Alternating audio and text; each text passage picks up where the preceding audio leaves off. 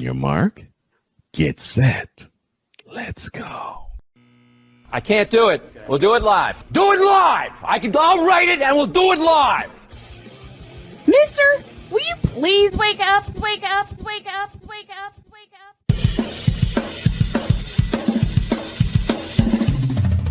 Good morning, Kevin Durant. You should have left California. This Bronxexual upset me in having to bring this teenage idiot from Wisconsin into a sports conversation. Are you really surprised that the Cowboys are giving up on Ezekiel Elliott? Whoa. Hell no! Well, no one cares about baseball. Bitch, are you for real?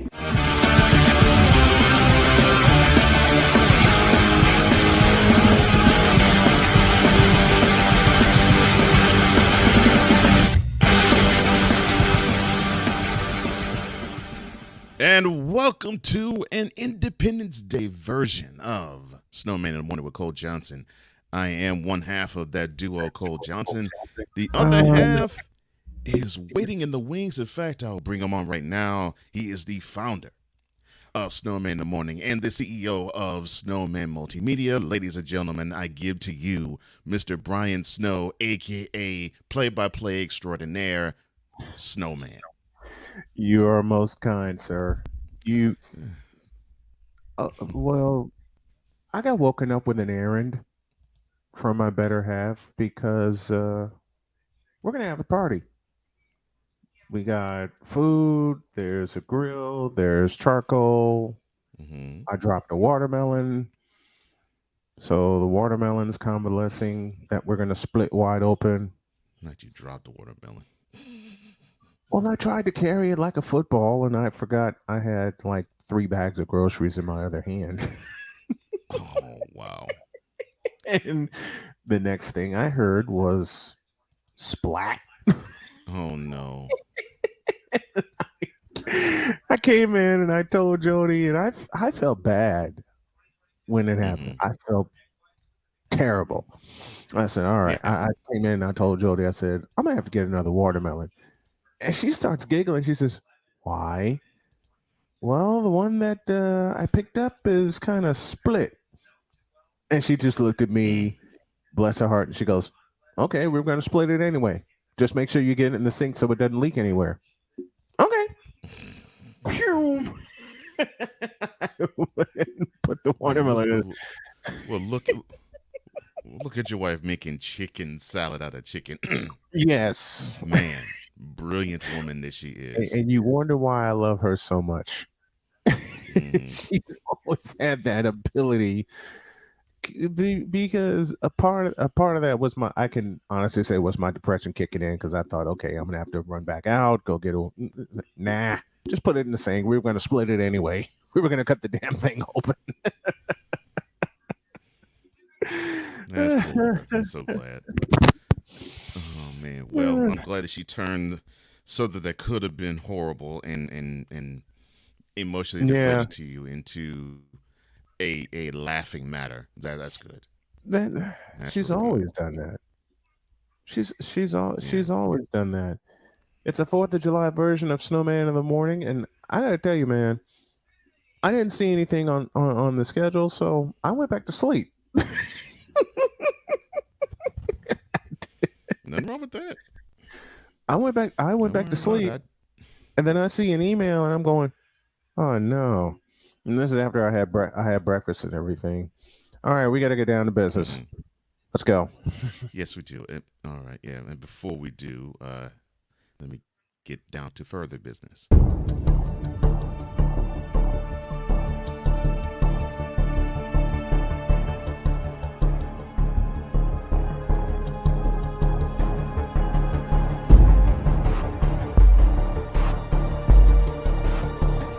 Now, forgive me not knowing the brother. You got your mic, but I don't know who the hell you are. It's like you're in the Broadcasting Witness Protection Program.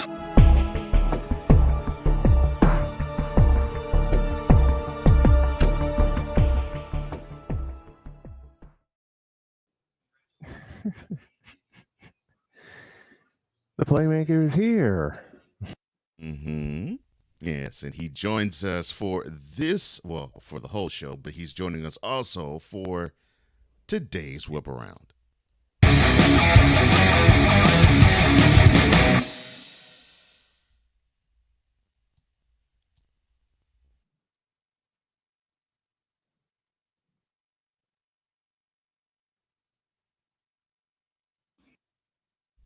And, and since Playmaker is a fan of this team, I'm sure he's relishing in this endeavor.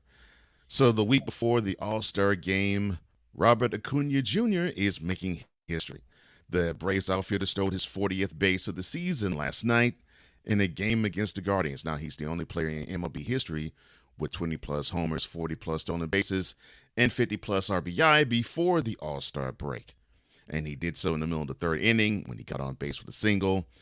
And then when Ozzy Albies got to bat, he sprinted for second and slid head first there.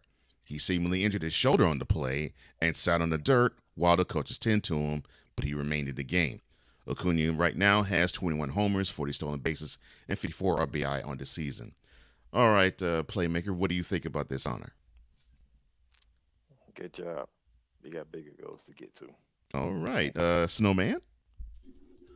Moving on. All right, that's what I'm talking about. This is my kind of party.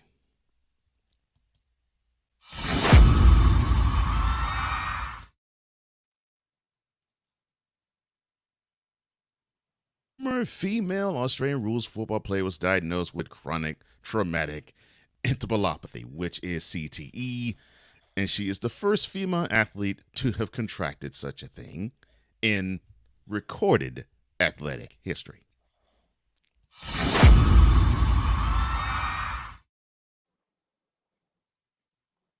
To the Diamond, and All-Star outfielder Mike Trout exited last night's game against the Padres with an injury to his left wrist.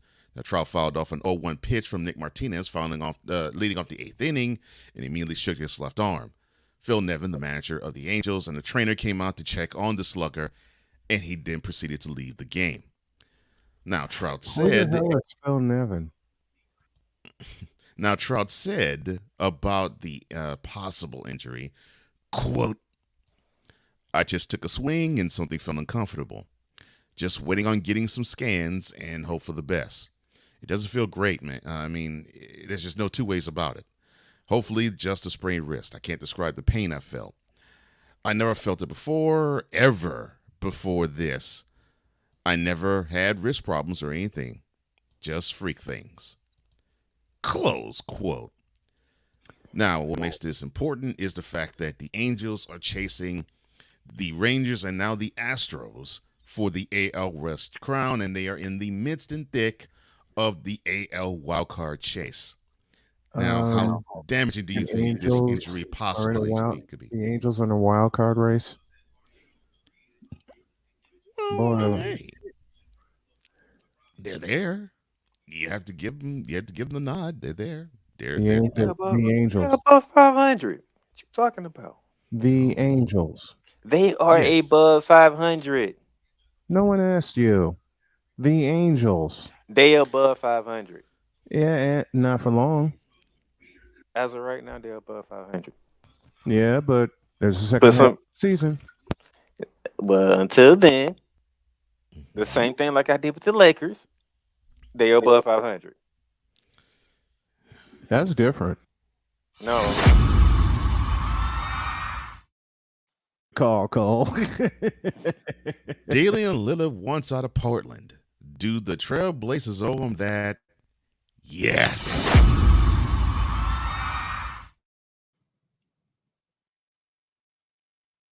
David Bakhtiari and 49ers tight end George Kittle, they are starring at Beer Olympics.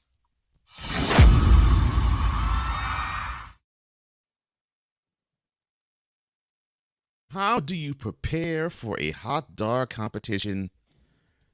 Starve for 24 hours beforehand, stuff as many as you can down your gullet, and just simply wave as you win a trophy that doesn't mean a thing. And that concludes today's Whip Around.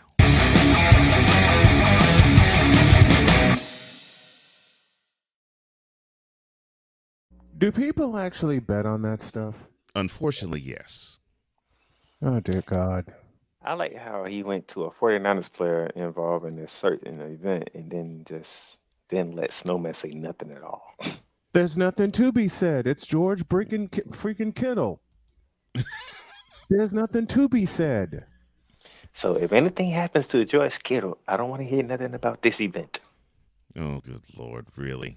And when we Well, kick your asses in week 2, I don't want to hear nothing from you. okay. I'm being a smart ass, but I can't help it. Okay, so before I have to referee this fight between a 49ers fan and a Rams fan. Actually, Cole, you're going to be refereeing 3 fights. Not only we got the 49ers twice, but the after we played the 49ers week 2, week 3, we got the Colts.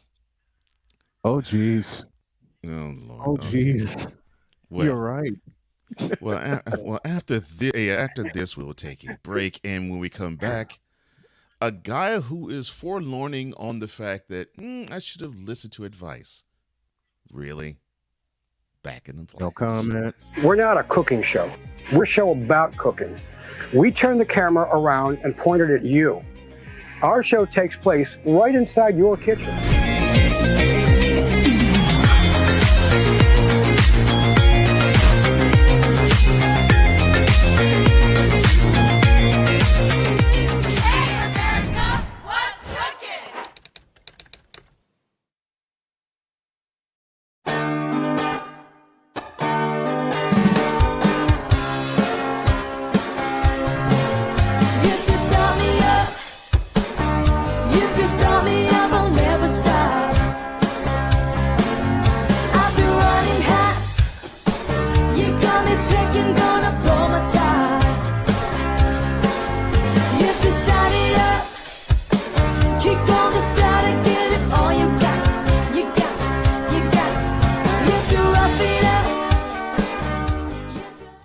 Hey y'all, Snowman here. Catch me, Cole Johnson, Wise El Jefe, and the usual cast of characters as we bring it to you every Monday through Friday at 8 a.m. Eastern. It's called 10 a.m. in the Morning with Cole Johnson, and it's right here on CSTV and CSTVnow.com. Join us, won't you? I'm in another lane. I'm a different breed. I'm everything you can never be. I'm next level. Next level. Thursday nights are wrestling night on CSTV. Tune in every Thursday night at 7 p.m. Pacific to see all the amazing Next Level Pro Wrestling stars on Thursday Night Throwdown on CSTVnow.com and the CSTV app on your Roku device. The following is a public service announcement from Wise El Jefe. Boston. This has been a public service announcement from Wise El Jefe. Programming note, at the bottom of this hour, we'll be joined by David 3000 and Jason DeCanio as they normally join us at the top of hour number 2, but they're going to join us at the hour number 1's bottom part for today. Well, back at it in Snowman in the Morning with Cole Johnson. I am Cole Johnson, joined by the Snowman, who apparently is in the Chicago time warp, and I'm also joined by the Playmaker. Well, wherever did you get that idea? Chicago time warp. And we actually do have a Chicago story we'll talk about a little later in the program. Huh? Oh dear. No. No Chicago stories. Oh, Anyway. plenty of Chicago stories. I got them. Oh. No, Playmaker. Not this.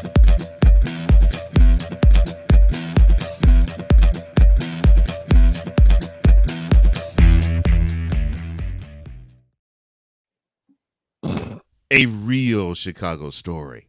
No comment. Oh, Lord. To the fanatic feedback. I want to, but no comment. To the fanatic feedback. So before we continue on with today's festivities, Hawk TV, I hope your Independence Day is greeting you well, sir. Good morning to you. You thirsty sunset.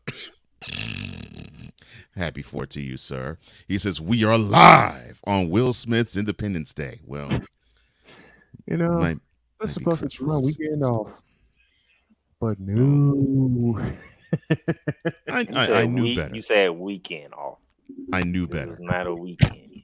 Well, Yeah, that was the line in the movie. Mm-hmm. I know. Yeah. Hot TV also says, I read this story talking about the Australian rules football player who received CTE, who was diagnosed with CTE. Says, it's horrible, and I'm pained to hear about that too. Actually, seriously, Larry, who's become a wonderful contributor to the show. I'm so glad that you are becoming family, brother. He says, Larry's a nut because he drove Cool McCain absolutely batty last week. the fact that you drove Cool McCain into being slick from WWF days, I love it. He says Trot is Ernie. Had that song. Trot is Ernie Banks 2.0, toiling away at a hall. This is what happens when Snowman tries to add people to the show that want us to be on. I did no such thing. Trot is Ernie Banks 2.0, toiling away at a Hall of Fame level on a Hall of Shame teams. You know, like what Damian Lillard has been doing. Hot TV says hello to you, Larry. He also says the Angels may never win with their great talent, which that is absolutely disappointing. With an all-world talent like Shohei Ohtani and an all-world talent like Mount Trout, and they don't sniff even a playoff berth. It's ridiculous and shameful. They'll both be gone by next year. I mean, the reason why they aren't gone this year is because they actually are contending for something, because they would be gone before the trade deadline this year. Yep, they'd have been. But now that's delayed a year. Hall TV says y'all jerk chicken will be grilled. Yeah, I love that, man. Well, hey, I spent grilling yesterday, so I know how that is. It's a beautiful thing, man. It's a beautiful thing. He says, so look, how about the NBA Summer League games? Who cares? Playmaker, I know you watched. And on to Michael Vick. Now, what the what?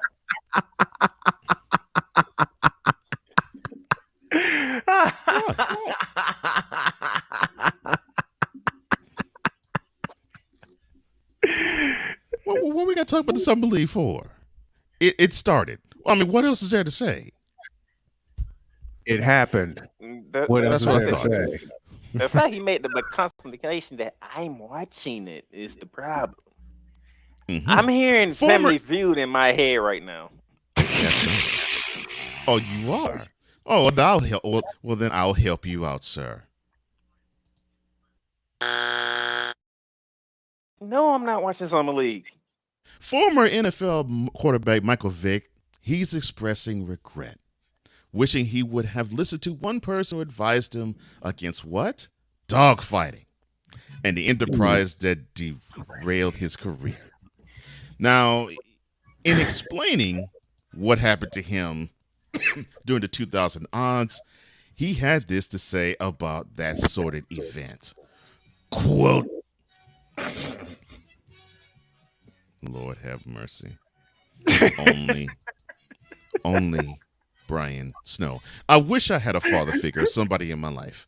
And I did too for the most part, but not to the point where someone was like, yo, man, you can really screw this up. Ain't nobody came and said, bro, you can screw all this up. One person did.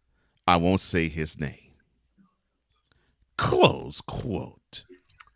And now a selection from the Wonder Bread Choir entitled Too Little, Too Late. Oh, good Lord.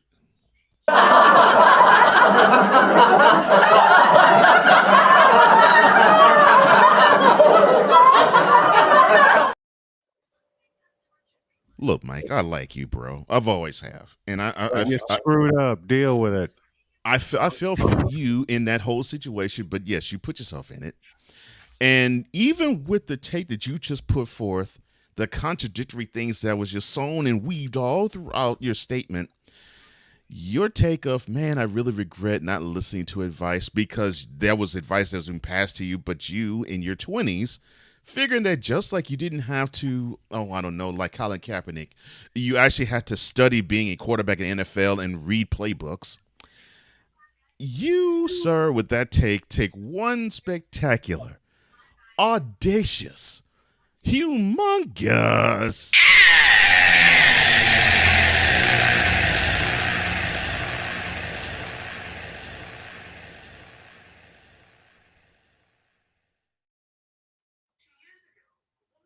Playmaker. Yeah. What? Have you watched the Summer League? Yeah. Okay, that's what I thought. All right. Now, while the word dogfighting was never brought up in the podcast that he was on, which was the Tyreek Hill podcast, It Needed to Be Said, he shared his career and life perspective during the podcast with Hill. Of course, most of us know, but for those who don't, Tyreek Hill, wide receiver formerly of the Chiefs, now of the Dolphins, who is called Cheetah, who had some issues off the field before, and it's rookie and second season of the Chiefs. Now we just know him for basically being the supposedly fastest guy in the NFL. Now, the 43-year-old Vic pleaded guilty to a federal charge in connection with dogfighting operations back in August of 2007. Now, he was suspended by the NFL and ultimately was sentenced to 23 months in federal prison. Now, he served the first 18 months there and then was transferred to home confinement. Now, Vic, for those who don't know, he was selected by the Falcons as the number 1 overall pick in the 2001 NFL Draft, and he became the first quarterback in NFL history to rush for more than 1,000 yards in a season. And he finished second in MVP voting in 2004 and led the Falcons to an NFC Championship game during that season. Now, Playmaker.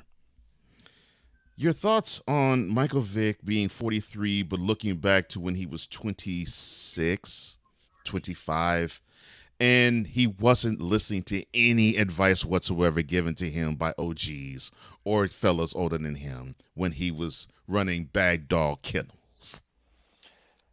Let's give a shout out to Cole Johnson for going deep into his researching bag to pull this one out. Thank you. Because there's nothing on every sports media platform that I have. Mm-hmm. Nothing on Michael Vick ever came up. Mm-hmm. Thank you. Where did he go to find this story on Michael Vick? Look, I do this for a living.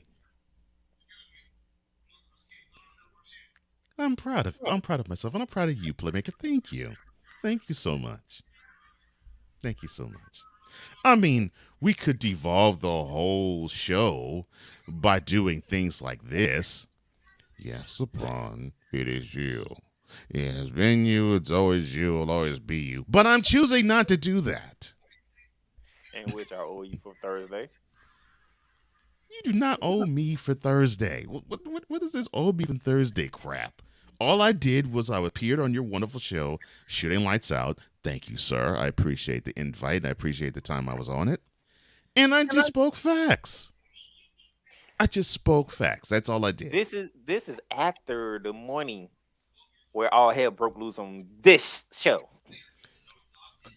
Yes, that's true. Where he put that display up. We ain't had nothing to do with basketball. They were talking about football. And he just threw that one in there. Yeah, because I was like, I want to show you how far off the rails this whole show has gotten. It's so bad that I'll even put LeBron James, yes, LeBron, this is you, all on a football conversation that really is a wrestling promo. Oh my goodness. Mm-hmm. Yeah. You had a great career when you was with Philly. Mm-hmm. You played great when you was with the Steelers. Yeah, he was a really good backup with the Steelers. It is what it is. Now, could this become because of the Atlanta Falcons without him, drafting Matt Ryan, compared him with Julio Jones and Roddy White? And I know this for a fact that Falcons fan was like, just imagine that team with Dante Freeman at the running back position, but instead of Matt Ryan, it was Michael Vick.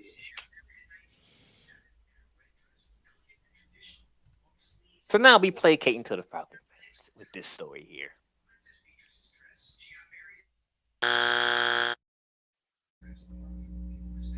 That team went to the Super Bowl. So you mean to tell me that Michael Vick, who was devoid of a playbook, would have won a championship with this team? As And I'm Falcon fans, yes.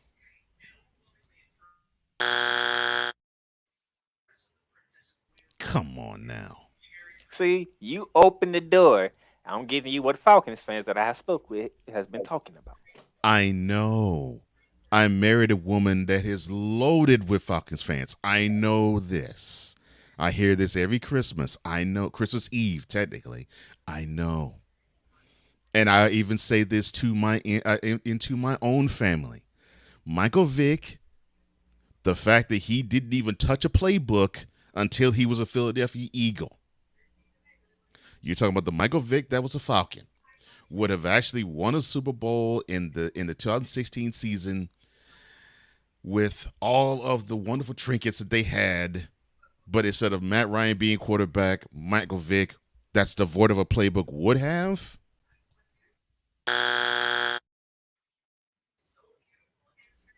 So yes, I'm addressing my own family when I say this, sir. No. Maybe the Eagles version of him could, yes. But it would have to take him being under Andy. It would have to take Andy Reid being the head coach of the Falcons at the time for it to happen. So, Falcons fans, this is y'all shiny moment right here. I hope you enjoyed it. That's right. Bitch, are you for real? Before I go on commercial break, and yes, I'm addressing this to every Falcons fan I know. I should say every Falcons fan that fantasizes about Michael Vick being they man. Michael And Vick. that's the reason why Falcon fans believe that. That right there, Mr. Larry. That right there. That is why. Oh, Lord, really? Look, this is all I have to say about this. Think about it, Cole. With everything that was happening in the state of Georgia, you had the Braves winning the World Series, the Georgia Bulldogs winning back-to-back championships. But what is the main topic of Georgia sports? It's always the Falcons. Anything surrounding them. Who's gonna get them to the playoffs? Who's going to have them advance in the playoffs? Who's going to get them to the Super Bowl? Can they right the ship? Where they're playing? Does the city follow the team? I've heard all of this every time I drive in and out of Atlanta. They somewhat talk about the Bulldogs. They somewhat talk about the Braves. Actually, they somewhat talk about the Braves. They all the way dismiss the Hawks. The only time they talk about them is if they actually won a playoff series. But yes, it's always Falcons. No matter if it is July or January, it is always the Falcons on Sports Talk in Atlanta. Yeah. But I'm going to put it to you in brass tacks before we do take our next break and bring on our guests that are coming on the body hour at this time. Now, Atlanta, Falcons fan. Would Michael Vick be the guy that would have led you to Super Bowl that has not touched a playbook before he was a Philadelphia Eagle? Bitch, please.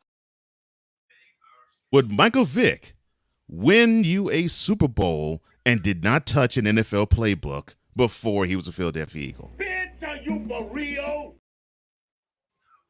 Vick played as a Falcon and a quarterback in the league and basically flipped a middle bird to the playbook at hand.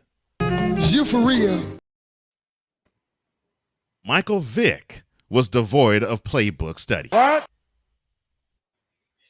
Vick didn't think he needed to be on playbook patrol. What? He didn't read a playbook until he put on an Eagles jersey. What? Playbook. What? Playbook. What? Whatsoever. What? So cold. The dude was allergic to a playbook. He thought he could do what he could do at Virginia Tech and transfer it into the NFL, and he had some success. But when he stumbled and stubbed his toe and realized, oh, wait a minute, I actually need to read a playbook to be successful in NFL, he decided to get himself locked up. So, Mr. Vic, for you saying that you should have listened to somebody when you were younger, and I'm sure somebody was saying to you, fool, you were screwing up your bag by doing this dog kennel thing, but you felt as though you was getting the bag because you already signed your $100 million contract. You was getting the bag and you owned all of Atlanta and everybody was wearing your jersey, including my brother-in-law. But you said that you should have listened to people and no one said anything to you, but I know people did, but you tuned them out, Dwayne. You know your damn role and shut your damn mouth.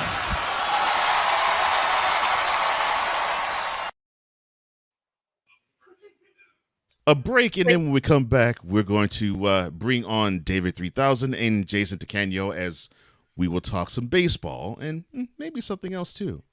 You are watching, you're listening, and you're enjoying Snowman in the Morning with Cole Johnson, joined by the Playmaker. We'll be right back in 2. One of the great things about ordering meals from Mother of Macros is that you can do it from the comfort of your own home. Click the national or local delivery link to access the menu, and we'll ship the meals right to your door. We understand you won't always have time to plan, shop, prepare, and cook to provide healthy nutrition for your family. So the process is simple and saves you hours. We know you're busy, so our meals are professionally prepared and packaged. You only need to heat them up and enjoy. We provide macro-balanced, delicious meals chock full of fresh, local ingredients with none of the stuff you don't want to eat. Plus, our menu changes every week, keeping your taste buds wanting more. We take care of your meals so you can worry about everything else on your list. Mother of Macros.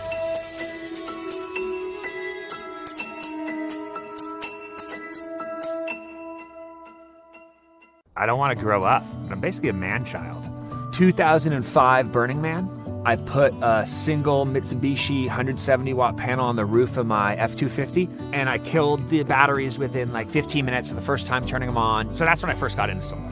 I was blown away by the customer service at Battleborn. We want them to be happy with our product because in the long run, they're the ones who are out there using it. When you used to buy something American, like a car, something you knew was built really well, that's what I think of with Battleborn.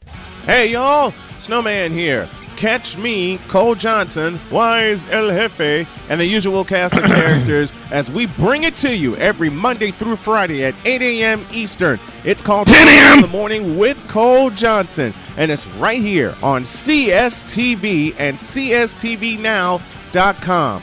Join us, won't you?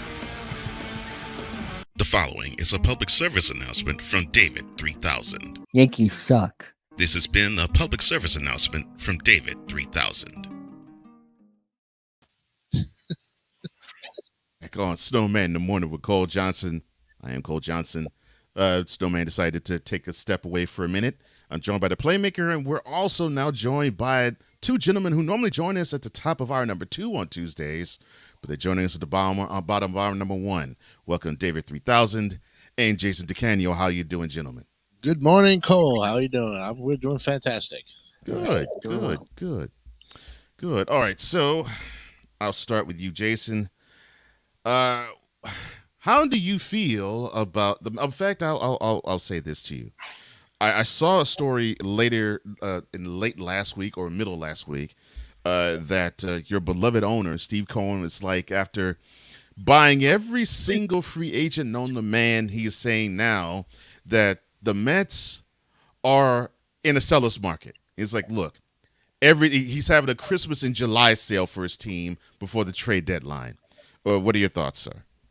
My thoughts are, when I was watching that press conference last week, or going into I saw a half hour of talking about we're just getting by, pretty much. He's getting a lot of heat from the press, a lot of heat from the fans, because basically, like you say, he spent a lot of money on these supposedly talented pitchers and players, and they're not performing. Hold on. The fans shouldn't be throwing heat at the owner, because the owner did what the fans wanted him to do. He went out, he spent the money. Yeah, but you got to remember something. This is New York. New York. This is the toughest. I know. That's why I'm saying it now. Because New York fans, I hate when they do that. You wanted him to spend money. He spent the money. You get on the players, not him. But the Yankees fans would have said the same thing too if he was with the Yankees organization. It doesn't matter what organization you are or what sport you play. When you play for a New York market, you're going to get heat from both sides of the table, and you better be able to step up to the plate. And we really By the way, say that. We by can't the way, speaking of the Mets and the Yankees, what's the other two teams that have the highest payroll? Yankees have always had the Yankees highest and payroll for a long time after Steinbrenner even passed. They've always had it, and now the Mets are just as spending the money as always to try to get talent. But you know what gets me here? Here's the thing: you go out there and you try to get these guys who are already past their prime, and you think they've got something left in the tank. I'm 45 years old, and half these guys are like still in their 40s, 39, 40, and they've already played. Pitchers cannot take no more. They can't go 7, 8 innings, 9 innings. Like Justin Verlander, anybody? Please, yeah, Verlander, Scherzer, Has he Scherzer. gone past 2 innings? They can't even get past 5 innings, let alone 7. I'll be happy if they go 7, 8 innings, like the old guys of 30 years ago, like Ron Darling, and Sid Fernandez and Doc Gooden and all those guys that had David Cone, David Cone, But you're not going to see that anymore. And these new pitchers that come up think that 5 innings is okay to pitch. It's not acceptable. Really You got the New York Yankees, you got the New York Mets, you got the San Diego Padres, and if my memory serves me correctly, you got the Philadelphia Phillies, who all spent money, but only one All-Star comes from those three. Yeah, combined. Now, mind you, gentlemen, this is coming from a Braves fan, so he's happy. He's happy that here we are. We have a Mets insider, and his Braves are 19 games ahead of the Mets, so he's happy. 19. That's not big enough. That's not big enough. Too. But one thing you can't say is that the Braves don't own the best record in baseball, period, is that's still held by the Rays. Getting close, the Rays still have a little bit of an edge, but they did get their butts whooped by the Braves. So, yes, we can say that under pressure, the Rays cannot take that heat. The Tampa Bay Rays, they still owe me for losing that World Series to the Dodgers. Yeah, right. Well, they owe me for that too. Yeah. But you the Astros, y'all champions, and y'all champions. The Dodgers should not be champions. Exactly. But the Rays, exactly. And that's exactly why I'm saying it. So now, my question is, sorry Go to ahead. interrupt, but my question is, so Cole, do you know by any chance, like, what are the contracts right now for Matt Scherzer and Justin Verlander? Because I have a follow-up question for that. Well, I know Verlander was signed a 2-year deal. I forgot how much, but I know it was a 2-year deal for him. And this is Scherzer, the I have last to look year. up. I think this is the last year for Scherzer, if I'm not mistaken. Maybe. They're probably Or see by the end of this year. They may even hit him at the trade deadline. He's already asking. He's already asking for a trade because he wants to be on a winning team, and who can blame him? Wants to be a contender. Max wants to get into a winning team, and right now the Mets are not proving that they can be in the postseason. Not And at guess what? 46. And guess what? Scherzer got hurt this season as well because he's on the Mets. When on the Mets, you get hurt. All right, so my follow-up yeah, question so- is Mhm. to Jason. Do you honestly think Steve Cohen would get Shohei Ohtani? I don't think so, because by the looks of it, Ohtani's having a stellar year. He's going to the All-Star game next week, and if you look at the roster for both the NL and the AL, it is a lot of foreign players from the Dominican Republic, Cuba. They're all on those rosters, and this is turning out to be what they call a foreign AL or All-Star game. It's going to be a lot of players from the Dominican, Cuba, Puerto Rico, some from Japan. So we're going to have basically a World Series All-Star game of world competition. It's almost going to be like you're going to see some interesting stuff going on. And again, it's 8 Braves, 6 Texas Rangers. Yeah. This is It's like a loaded with it's loaded with Braves and Rangers. Yeah. you know? Yeah. And to answer your question, David, so Scherzer is going to be earning a little over 43 mil. He has an option to get out of this deal after this year, and Verlander signed in the offseason $86.66 million deal for 2 years, and he's also getting paid a little over 43 million. So both Scherzer and Verlander are getting paid the same amount. Okay, But one year apart. Larry, what is your MLB team? Are you talking to me? No. No, he's talking about somebody in the chat. He's talking about seriously later in the chat. What is your MLB team? I'm just curious. All right, so Jason, so they took it on the chin to the Brewers. They lost 3 out of 4 to them at home, but they bounced back and they took 2 out of 3 from the Giants.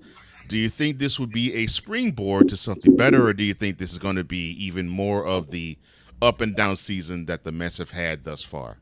Well, I can honestly say that I know June was a very bad month for the Mets. They didn't win a series at all since the 31st of May.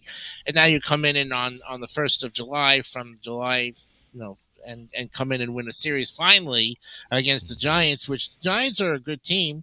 Not as good as the Dodgers or maybe the Diamondbacks right now, because we've got to play the Diamondbacks tonight, tomorrow, and Thursday.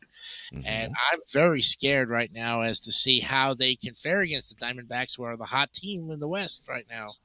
I would not count, but we got to go on the road and play at 4:10 today. Yeah, I was about to say. Yeah, This is going to be an interesting series to see how the Mets, because the Mets are stuck at 38 right now. We take the 3-game series, we'll be 41 or 46. I'll be happy when we be 5 games under 500.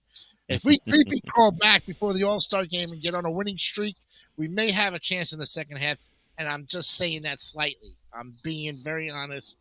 As much as I'm not following the Mets anymore, as much as I was before, I'm still watching and keeping an eyeball, but I just cannot see us bouncing back at 19 games back against the Braves. The Braves are going to be the tough team to beat again, and it's just deja vu all over.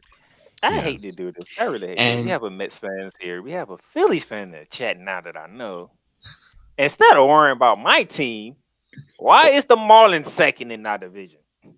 The Marlins are fantastically doing a excellent job. If I had to go up against the Braves and the Marlins, I'd take the Marlins anytime. As much as I hate both teams, I would still pick the Marlins because I refuse to favor any Braves organization. Even back in the 90s, I couldn't stand them because they were the force. All right, so the Mets are traveling out west. They're going to be in the desert, like Jason said, for Tuesday, Wednesday, Thursday, and then they go out further west to San Diego as they face the Padres. And Verlander is due to start Friday night's game. The battle of the many teams.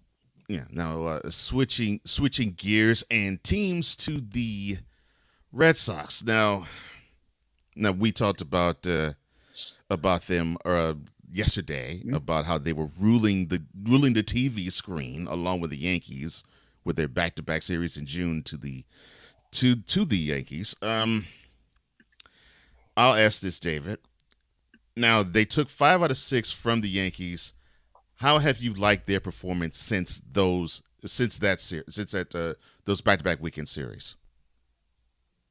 Since the Yankees, well, after that, I could tell you, we went to Minnesota, I believe, after that, and we split that series, which I'm okay with, nothing too special to expect. And then, can you guys still hear me, by the way? Yeah, go ahead. Yeah, we can hear you. Can you guys still hear me, by the way?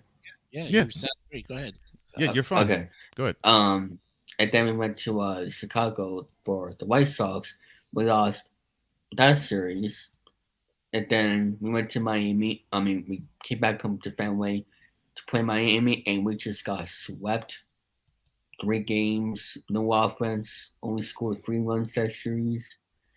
And then we went to Toronto. We had a fantastic series sweep versus Toronto, which was But with that series sweep, it may not matter.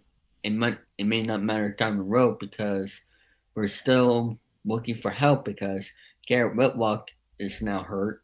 So and Chance Paxson is on the list because I guess it doesn't spend when whatever that list is called. So now our starting rotation is looking for help because Ort is now starting openers now, from what I could tell. So we are still looking for help. Our rotation is not wanting to sit back in order. Ever since Chris Sale got on the IL, our rotation. The only positive thing about our rotation is Brian Bale. Okay, he is our ace right now. Brian Bale has been doing splendid. That's our only positive right now.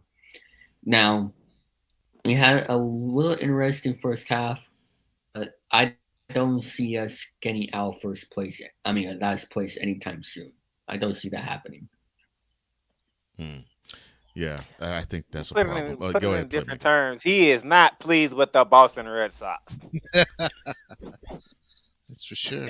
Well, I don't think I We would have be to get on the. Go ahead, David. I'm not really mad because this is what I expected. That's why I say please. That's why I use the word please. This is this is what I expected. This is a 500 ball club right now, and with the toughest division in the AL East, which I knew was going to happen. We're in last place, and I want us to at least finish the season not in last place. I'll be happy. I'll be happy with at least fourth. Other than fifth, I'll be happy with. Just for my amusement, are we in a different era of Major League Baseball? Because the Yankees or the Red Sox has been on top of the AL since the season started. Thank the Lord. The Texas Rangers is leading. The Texas Rangers leading the West. But they're gonna drop like a rock. Okay. They lost 3 or 4 to the Stros. They're gonna drop like a rock. We got the Miami Marlins and the Baltimore Orioles in second place in their respective division. I'm glad you said something about the Baltimore Orioles. Who would have thought those guys were going to be 14 games over 500, 15 games over 500, second behind the Rays, still 9 out, but you've got to admit the team is not in the cellar and playing fantastic baseball. Who would have thought? And you had the Arizona Diamondbacks. Let me say that again. The Arizona Diamondbacks leading the NL West. Yep. Is this a new era of baseball that I'm saying here? This is a whole different year for teams that have come out of the cellar and literally are showing the true colors. I mean, what next? Next year is the Rockies going to be on top of the division the way the NL West is playing? Who knows? What's next? What's next? The Pirates could win the NL Central. While the Brewers are still, I mean, it's the Reds right now. Cole, the Reds are scalding hot. The Reds are tied with the Brewers. Who would have thought that team coming out of the bottom? Literally. Reds, man. 14. So, Reds are scalding hot. Yeah. Unbelievable. I mean, this is, I was talking on the program a little bit earlier about with the standings, and I was just shocked to see the standings 1 week before the All-Star game. This is amazing. Some different teams are really coming through. Yeah. It's also, I think, the balanced schedule that may have to do something with that. Yeah. I mean, you're looking the tweaking of a more balanced schedule. Yeah. Yeah, that haven't played each other in years or decades, or even for that matter. So now they're coming in. They're showing, okay, let's see what we can do. And the matchup's been fantastic. Look at that game last night, the Astros and the Rangers, 12-11. Oh my God! And the Astros are trying to face the Rangers and trying to get back on top of the division in the AL West. I love that Western Division. Those Western divisions, I've always said, have been the pinnacle of sports. The West shows what they are made of. Yes, and the Astros they came into that 4-game series being down 5 to the Rangers. They go out of the Metroplex area now down 3 because they took 3 out of 4 to the Rangers, and yes, they capped it off with that offensive onslaught that both teams put on display, thinking that it must have been Independence Day, but they forgot it's a day early. Yeah. So, that's for sure. So speaking of the Rangers, the Red Sox actually host them for the next 3 games, and then followed by a 3-game homestand against the A's. David, what chances do you give the Red Sox to actually win both series before the All-Star break? Score runs. Because we haven't been, our offense has been sloppy the past 2 weeks. It's time to get back going. Duran had a 5-for-5 game this past Sunday. We need more about keep our center fielder and to keep on hitting as well. We need to keep our offense going, and same with our defense. If we do that, especially our defense, we struggle with that as well. Keep doing that, our defense, and if everybody hits, I can see us taking both series. But I want to see if we can actually take those both series of the Rangers and Oakland coming up. Mm-hmm.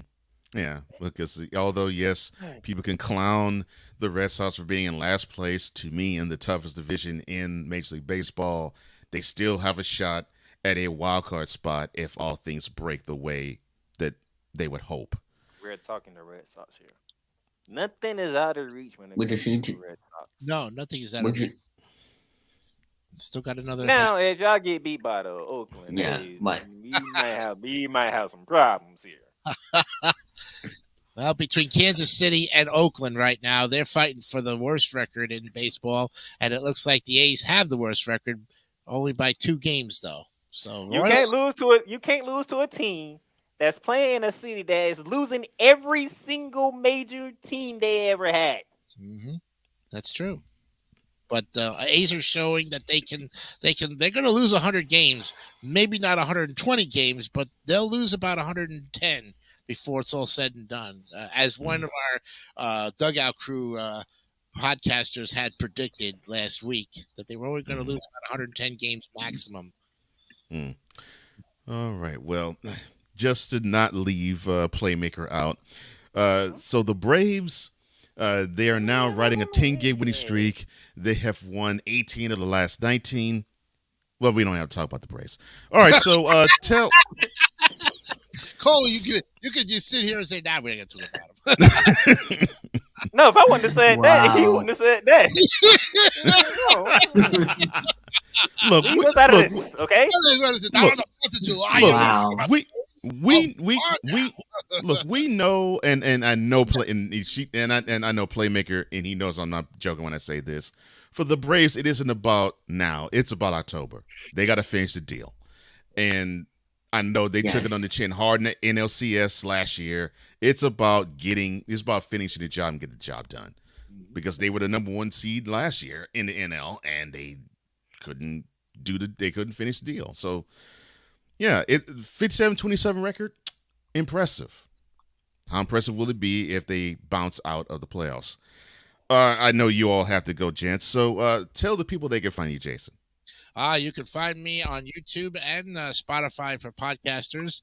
I have 3 channels on YouTube plus Spotify, and I'm also on the David 3000 Network all of this summer. So come on and be tested on a game show. We'd love to have you, Oh, yeah. So he knows sports and he loves game shows along with David 3000. He also loves game shows as well. Tell the people they can find you, sir. Mr. David 3000, tell the people they can find you. Just, follow our stuff at the David 3000 Network. More stuff coming soon this summer. So, I hope you all enjoy it. Yep. Well, we appreciate the support that y'all are giving us here. And we definitely will return the favor. David 3000 of the David 3000 Network. Jason DeCanio, it is a wonderful time as always. Thank you, gentlemen, for joining us. Yep. We appreciate you. Our pleasure. Happy 4th to you. We'll see you next week. Happy 4th to you as well. Happy 4th. Yep. Yes, happy 4th. And with Jason DeCanio and with David 3000 leaving us. Now we will reset and we will come back for hour number 2 right after this. With the Playmaker, this is Cole Johnson. No, this is not Snowman, but this is Snowman in the Morning with Cole Johnson. Be back.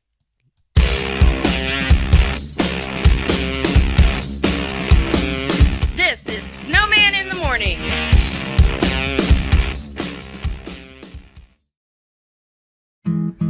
Where did the time go? I don't know how I got here. You've done the hard part. You quit smoking. Now do the easy part and get scanned for lung cancer. If you smoked, you may still be at risk, but early detection could save your life. Talk to your doctor and learn more at savedbythescan.org. If you talk and they will hear you. We all want our kids to grow up safe and healthy, so we show them how. And we tell them with honest conversations that let them know what we expect. Not just one time, but every chance we get. That's especially important when it comes to alcohol and other drugs. Kids not only need to know the dangers and how to avoid them, they need to hear it often from you. And when it comes to pain medications, opioids, they need to know that they should never be taken without a prescription and never shared with friends or family. It's dangerous and illegal. So talk with your kids and guide them through the challenges of growing up safe and healthy. Because when you talk, they hear you. For more information about talking with your kids about underage use of alcohol and other drugs, visit underagedrinking.samhsa.gov. So talk, they hear you. You can do it if you try. He was only 58 years old when he passed away. That outcome could have been different. Colorado happens to be one of the worst states for radon levels. It's in our ground, and it seeps up. The more you breathe radon, the more chance you have of DNA being hit and the cell mutated. The EPA estimates 22,000 lung cancer deaths a year caused by radon.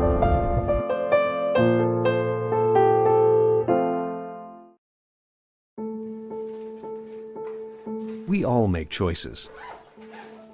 When it comes to alcohol, kids make choices whether to drink or not. Bye, Dad. Bye-bye. Remember, I'm going to Alex's party tonight and sleeping over. Have fun. Hey, have a seat for a second.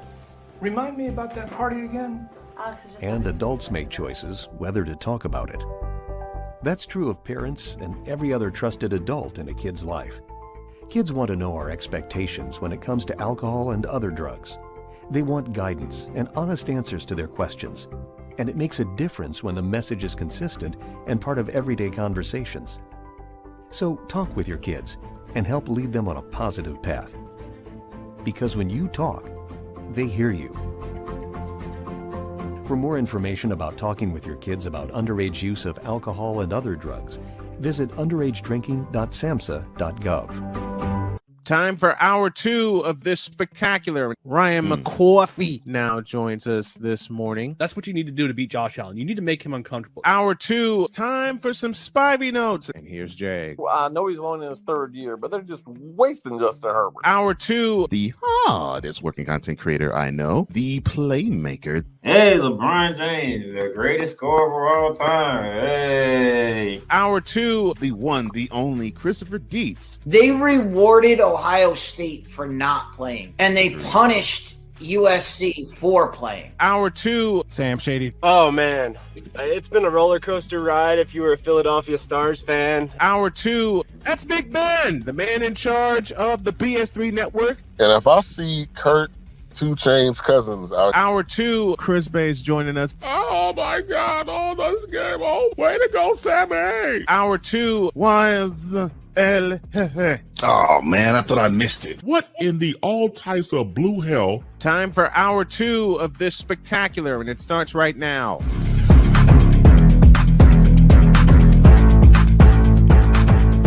The Boston. No, I'm just joking. Welcome back to hour number 2 of Snowman in the Morning with Cole Johnson. I am Cole Johnson. No, I am not Snowman. He took a step away. Hopefully he will feel better, I think. I am joined today, as we are always joined every Tuesday, by the one, the only, the spectacular playmaker, a.k.a. the hardest content creator that I know. Hardest working content creator I know. He's actually been relatively quiet this morning, and it's almost unnerving to me that he is this quiet. But before we do Look, head on, go ahead, Larry, sir. you have to learn. You have to earn your way to get smoke from me. I just don't give smoke out. You have to earn it. Well, back to the feedback zone we go. Hall TV was saying that he was hoping that you were that he knew that you were watching the Summer League.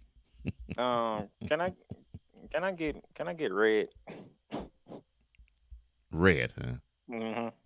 Lord.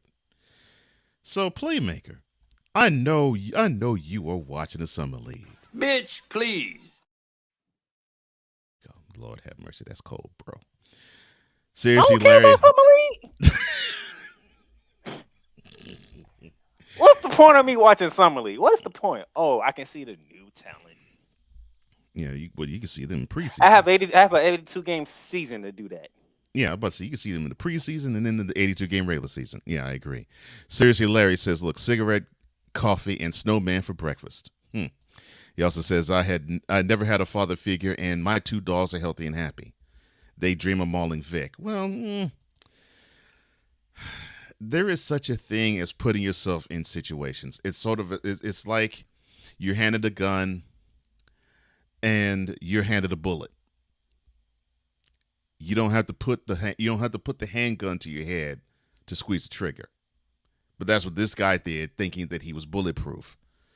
And sometimes you get in those situations where you run afoul of the law, and it may or may not make sense to us, but when you do, you just can't do certain things. That's what happened. Does anything in this country make sense? No. And I have stopped years ago trying to say, okay, make this make sense. And it just won't.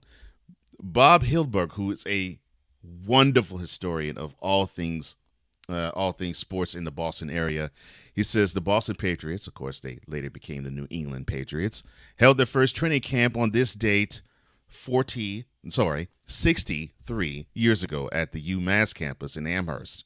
Over 300 guys showed up. He says truck drivers, welders, construction guys, plumbers, wrestlers. They even had 9 QBs try out that day, and the guy who eventually won the Patriots starting job was a 36-year-old.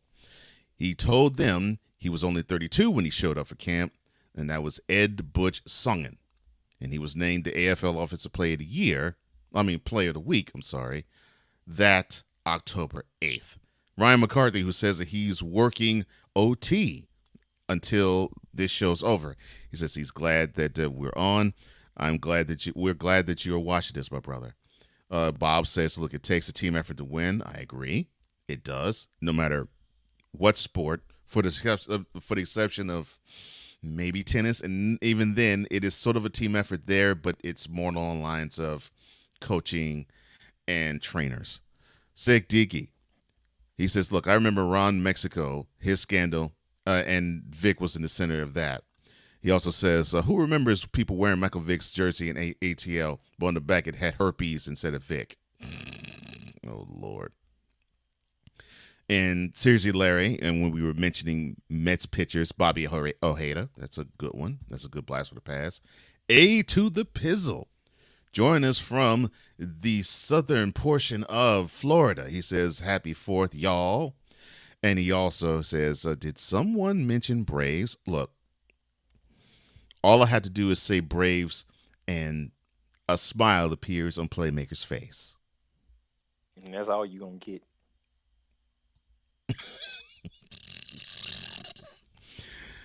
Seriously, Larry says, the Braves, the best team in baseball, still going to choke in postseason. Doggone, that's cold. And, of course, seriously, Larry says his team's the Phillies, who the Braves did choke to them in the NLCS last year. He says, look, name that team, 14 straight division titles, only 1 championship. Larry also says regular season playmaker, just like the Braves. Sig Diggy says the disappearance of Snowman Multimedia is brought to you by Clearwater Laxative. When things get muddy, Clearwater is your buddy. Oh, and he does his vintage greeting. Good morning, good afternoon, good evening, and good night. He also says that same greeting to Ryan. He hopes that everything's worked well with you, and he asks your brew. Hopefully you give him the answer, sir. He also says happy 4th. And I hope, even though I know you're not celebrating here, I hope you're celebrating in your heart, sir. Independence, no matter where it is a wonderful thing. So happy Independence Day to you, sir, however you celebrate it. Seriously, Larry says, look, Cohen astounded his money, but can't buy a pennant. That is not how obscene wealth works. Well, Steinbrenner had to learn that lesson in the 80s the hard way, because he was throwing all sorts of money at every big-time free agent known to man, and they couldn't sniff a playoff berth. And it took smart baseball men along with the money in the 90s for them to go back and win chips. But Steinbrenner was signing checks right and left, and the Yankees just couldn't buy a championship. They couldn't even buy an AL East championship. Oh, my. All right. So I'm going to make you happy, sir. Okay. So I heard that the swamp. Yes, I do. Thank you, sir. Oh, I heard that the swamp is being Yeah, well, I heard that the swamp is taking their first step in renovating the swamp, and it's going to be a $400 million renovation. Now, the University of Florida in Gainesville, they announced it yesterday that it will renovate Ben Hill Griffin Stadium, which I still think they change the name. Just make it the Swamp. No, they it's called the Swamp. But most people who don't know where Florida is at, you have to say Ben Griffin Stadium. But people don't know what a Ben Hill Griffin is. That's the thing. And this wonderful stadium has been the home for the Gators in football more than 90 years. And it's looking currently for an architect for this renovation. Now the Florida Athletic Director, Scott Strickland, he said in a statement released yesterday talking about the renovation, quote,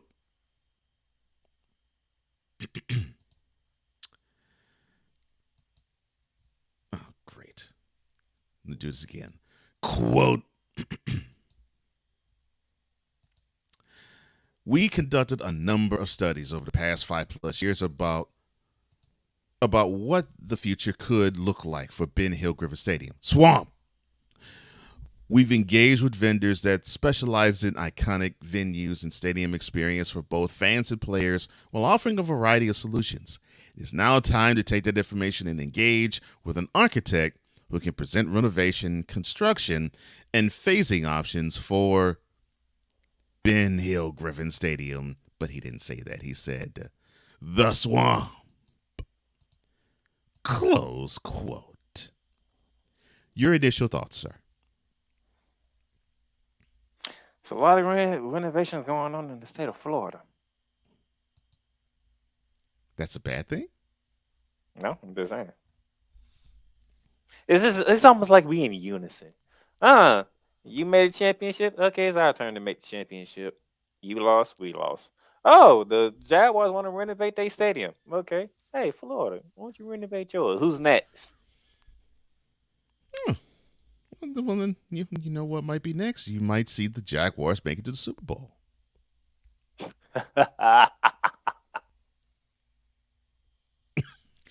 Well, if we're going along that theme, I mean, and the AFC Championship game might be the Jaguars and the Dolphins. So they was in the AFC Championship game one time in the 90s, and how did that ended up? Well, AFC divisional round, 62-3. The Jaguars mollywopped and dog-walked the Dolphins, and that was the very last ever professional football game for one Dan Marino. No, they made it to the AFC Championship game before, and they took a what?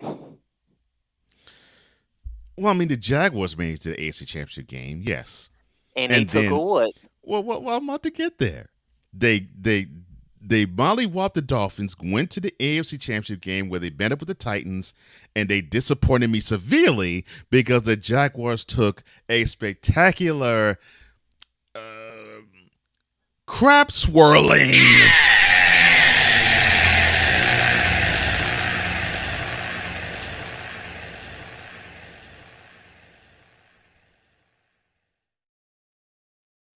Oh, and by the way, just to be petty, that's the year the Rams won the Super Bowl. I was highly disappointed. Just to let y'all know. I That's know. the year the Rams won the Super Bowl. But before you continue, yes, that was when the Rams won the Super Bowl. But LA, because you decided to just simply let them go, even though yes, you would hang this on the rafters, since they were not in Los Angeles, you also, because the Rams won the Super Bowl, but they weren't in Los Angeles, you also hold this too.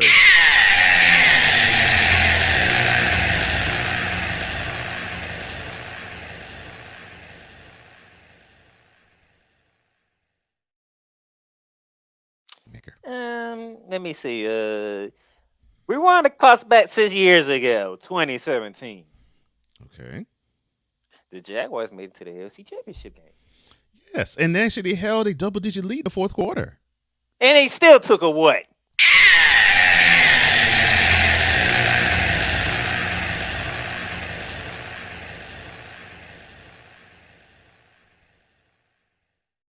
And to be fair about it, and to be fair about it, the Rams made the Super Bowl that year, and they took a.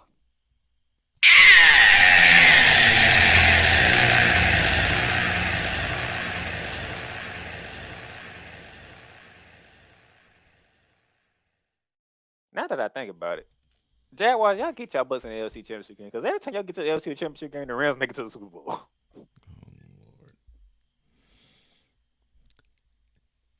The Pre-City Take by Playmaker is brought to you by The Letter.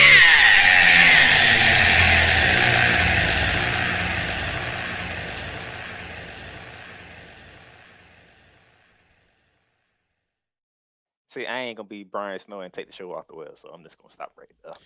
You live in the city where you're being petty toward the team that represents it. And you mean to tell me that you don't find any joy whatsoever with the Jaguars advancing as far as they've gotten? You find no pleasure. You derive no pleasure from that at all. Kenny McCardell won a Super Bowl. He won it with who? He won it with the Bucks. Okay.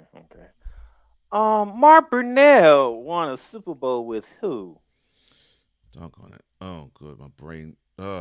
Shoot. The New Orleans Saints. That's right. He was with the Saints. Johnson died. I couldn't remember that far. Okay. Brian Leftwich won a Super Bowl with the. He won with the Steelers in 2008.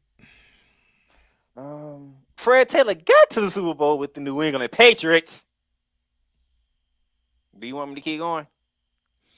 Are you seeing it? Are you catching the theme of why I'm not a real Jaguars fan here? I don't see why you should. I mean, hey, they're there. They have some success. I mean, you should love the team. Look, I had the players that I grew up loving won Super Bowl somewhere else. Look. You could deal with all that type of crap. I had to deal with the Oilers getting to the playoffs 7 consecutive years, and they pulled in a microcosm what the current Cowboys team did and not sniff the championship game. But then they would have gone and have success elsewhere. I still was a fan of the team until they left Houston in '96. Did they leave Houston in '96? Yeah, they left Houston December '96. So they left at the same time the Jaguars and Carolina Panthers came aboard. Well, the Jaguars and Panthers came on about a few years before then. Yes.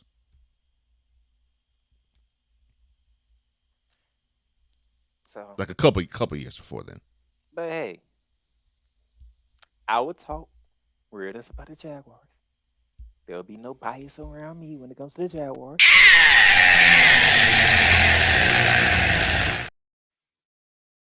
I'm sorry. That was wrong. Here we go. Why the you lying? Why you always lying? Oh, bias with the Jaguars. Really? As I recall, I'm the one who said y'all was gonna have a better record this past season than they did last year because they had a coach.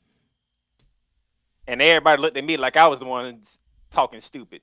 Say they got a coach now. They was not be the same Jaguars that y'all seen under Urban Myers. Wait, whoa, time out.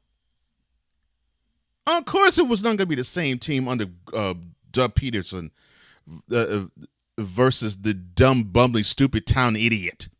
But I ain't expect the Colts and the Titans to, do what they did. I did. I didn't have faith in the Colts. I mean, look, Matt Ryan, decent QB, but I mean, other than Taylor, and he had a horrible year. Oh, Coach Johnson. What talent around him was going to pull the Colts to win the AFC South? What talent other than Taylor? What talent? Will was literally saying this is between the Colts and the Titans for the AFC South. And then when it comes, you didn't have faith in Houston whatsoever. And then, heck no, none. And you said it's gonna take the Jaguars some time. And you said it's gonna take the Jaguars some time. I did. And I said it was the Titans' division to lose. Why did I say that? Because they were by default the most talented team in the division. But I had a feeling, though, that they were going to miserably tank bad because that thing is a one-trick pony in Derrick Henry. So then I'll ask the same question about the Titans I did the Colts. After Derrick Henry, what talent do they have on that team last and this year? Nerve to draft Malik Willis. They traded away A.J. Brown. I'm thinking, okay, you dummies. That was the one guy that was going to help you actually get to the next level because you could counterbalance him with Derrick Henry. But no, you trade him away. You get a new wide receiver who you say is in the mold of A.J. Brown, and the dude had an allergic reaction to the end zone. Until, December? So please. Cole is mad that the Titans moved. Matter of fact, he's mad that the whole organization changed everything about Houston to Tennessee. You doggone right. But he tolerates them, but they keep doing stupid stuff. What makes it even worse? I mean, seriously, man. I mean. The Titans are the team I like the least, but I still say they do boneheaded stuff in the front office and on the coaching level.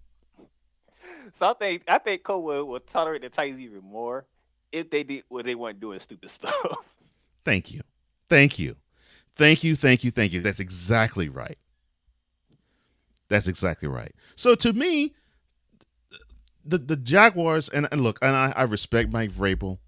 He has a really good football mind, and he's a player's coach to a degree, but he still is a little rough and tumble, which I like. But Doug Peterson has done something as a coach that Mike Vrabel has not done. Hey, cool.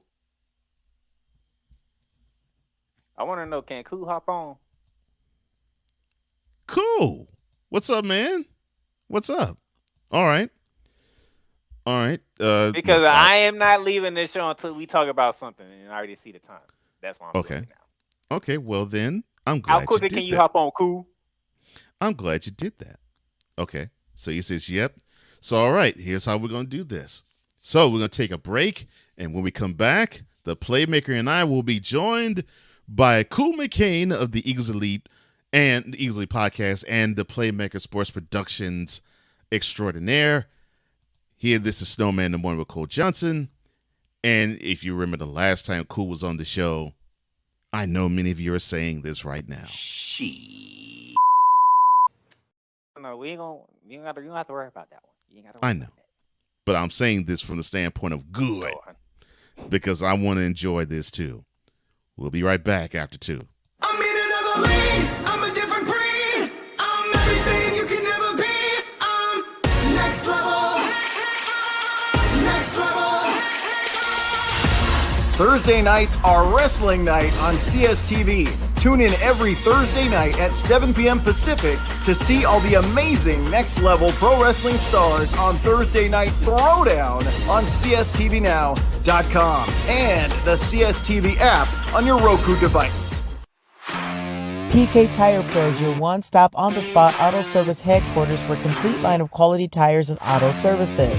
For years, we have provided the Stockton, California area with the latest products and unprecedented services for everything we sell. And for years, our customers have been coming back. Take a look around. If you don't find what you need, visit us in Stockton, California. From the latest and best in tire technology to the services required to keep your vehicle looking good and running great, PK Tire Pros can get you out on the road quickly and at an affordable price. Stop by soon to see why so many people consider PK Tire Pros to be the one-stop shop for all of their tire needs. At PK Tire Pros, our friendly and knowledgeable staff, quick and dependable service professionals, and affordable prices all come together to make driving out on a new set of tires easy. On top of that, we never tire of tires. Stop by and see us, and you'll be glad you did.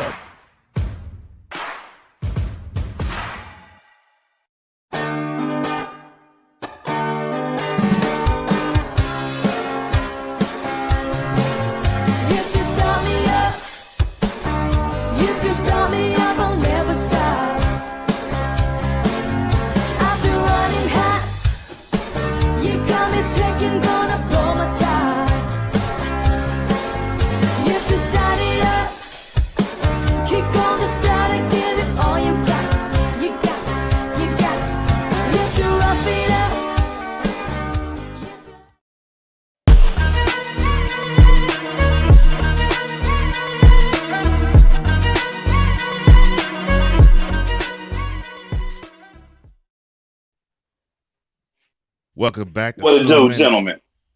Welcome back to Snowman and Morning with Cole Johnson. I am Cole Johnson. I'm joined by one Braves fan in the Playmaker and another Braves fan in Cool McCain. And you may know him of the Eagles Elite. You may know him of the Playmaker Sports. You may know him as the Play Callers Sports Show.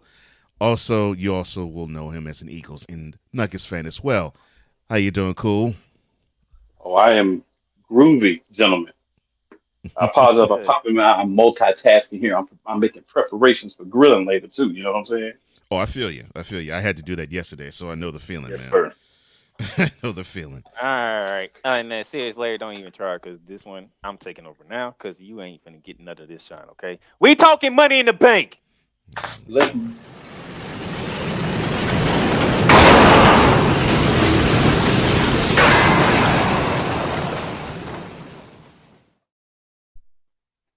Actually, we're not off the rails because I actually messaged you yesterday about talking Oops, my bad. The hand about money. We're slipped. not off the rails, see now. My hand slipped. I came prepared. No, not the subject matter. How you did that was off the rails. I gotta No, go order. ahead. You gotta put order in here, okay?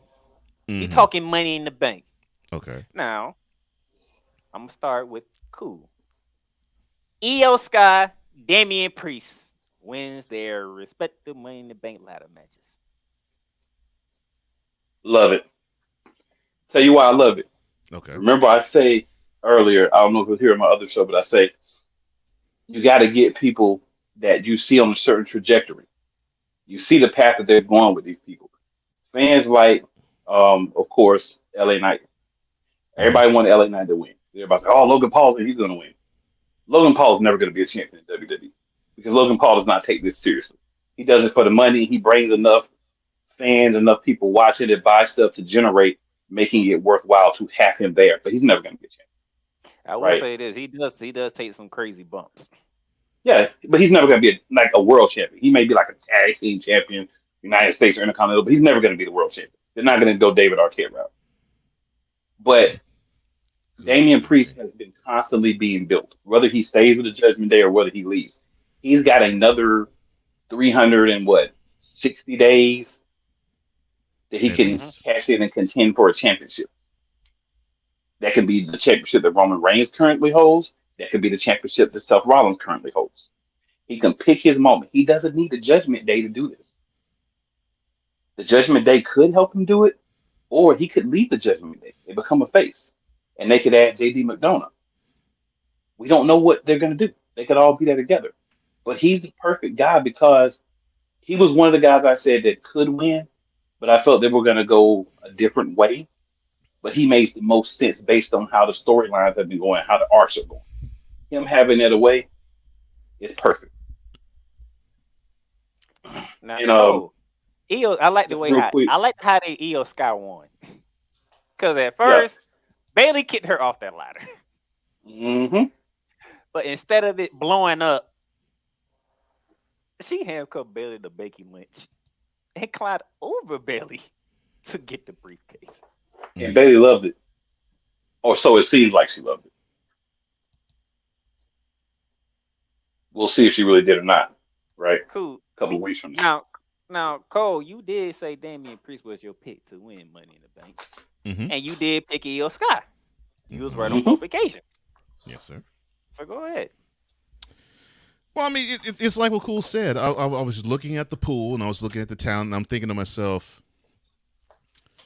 which ones, both of the men and the women, that did WWE feel as though they could push to the next level, and they don't really have to build a storyline behind them, or they don't have to worry about, okay, they love them now, the fans love them now, but they can hate them tomorrow. Because to me, that is where LA Knight is. So when people were saying, well, LA Knight should win it, LA Knight should win it, I'm thinking to myself, okay, I remember, starting with Cena. I was like, I remember when you all were just loving what Cena was doing, even being trying basically being a vanilla ice light, but you were loving that vanilla ice light. And that was 2004. Loved everything he did, the spinner stuff, all of the jacking of the hip hop culture stuff. Loved it. Loved the throwback jersey. Loved it. But then come 2006, you all wanted to throw tomatoes at him. See, now it sucks. Yeah. And of course W spun it. And it's like, okay, well, he appeals to the kids. So that's fine. We'll just make him polarized. And it worked because it made the money. And it may see the money too. They see this, and now we're almost 20 years into that. And so they're seeing, oh, okay, so the crowd organically is liking LA Knight. Pretty similar to how, they were liking Stone Cold 26 years earlier. But the difference was people were liking what Stone Cold was doing, and they weren't turning him for months before they actually did pull the trigger and made the turn. They want this to be more of an organic build. Okay, well, let's see if you really do want to cheer this guy. And so to throw the Money in the Bank thing in his lap, yeah, they'll cheer him winning it, and then they'll cheer him winning it. But guaranteed, the month after he would win whichever championship, they would boo him, and they want someone to beat him for the title. So no. Mm-mm. Damian Priest, to me, he won the right to be Senior Money in the Bank, and I love that already. By that match he had at Backlash in Puerto Rico with Bad Bunny. He took a talent like what Cool was saying. He took a talent that has no business being in the business in terms of knowing the skill set and bumping for him and making him look credible. He took a guy who is a pop star and made Bad Bunny someone where you said, doggone, man, he's looking so good, he could compete for a title. That was Damian Priest. And he won a championship. I'm talking about Damian Priest. He won an opportunity. He won a championship there. Now all they had to do is say, okay, whenever you're ready, Damian, and whenever we're ready, we'll pull the trigger, and you're gonna hold, and more than likely it's gonna be Seth Rollins. You're gonna hold that World Heavyweight Championship belt. I love it. And Io,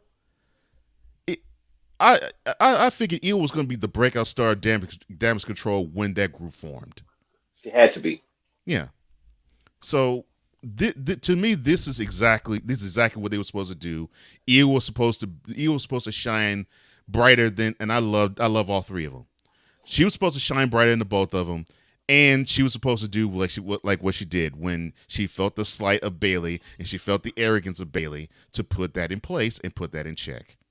Because she expertly did the side eye stuff and the interruption stuff that was sly, that was supposed to be under the radar. Did that for months, and now you had her physically say, "No, sucker," and then the poetic justice to have her have Bayley be handcuffed to a fellow 4-horsewoman. Beautiful, chef's kiss. I could not love the outcome for either Money in the Bank matches more. That women's the men's Money in the Bank match was good, but that women's was amazing. But that women's one, the women's were great. Yeah, and the women need that. They need to have those moments where they steal the show, like it's needed. And they definitely stole that one. And I love every it. I was woman watching in like, that match leveled up. I mean, Mm-hmm. Zelina Vega doing a cold red onto a ladder with Zoe Stark. Oh, right. Yeah.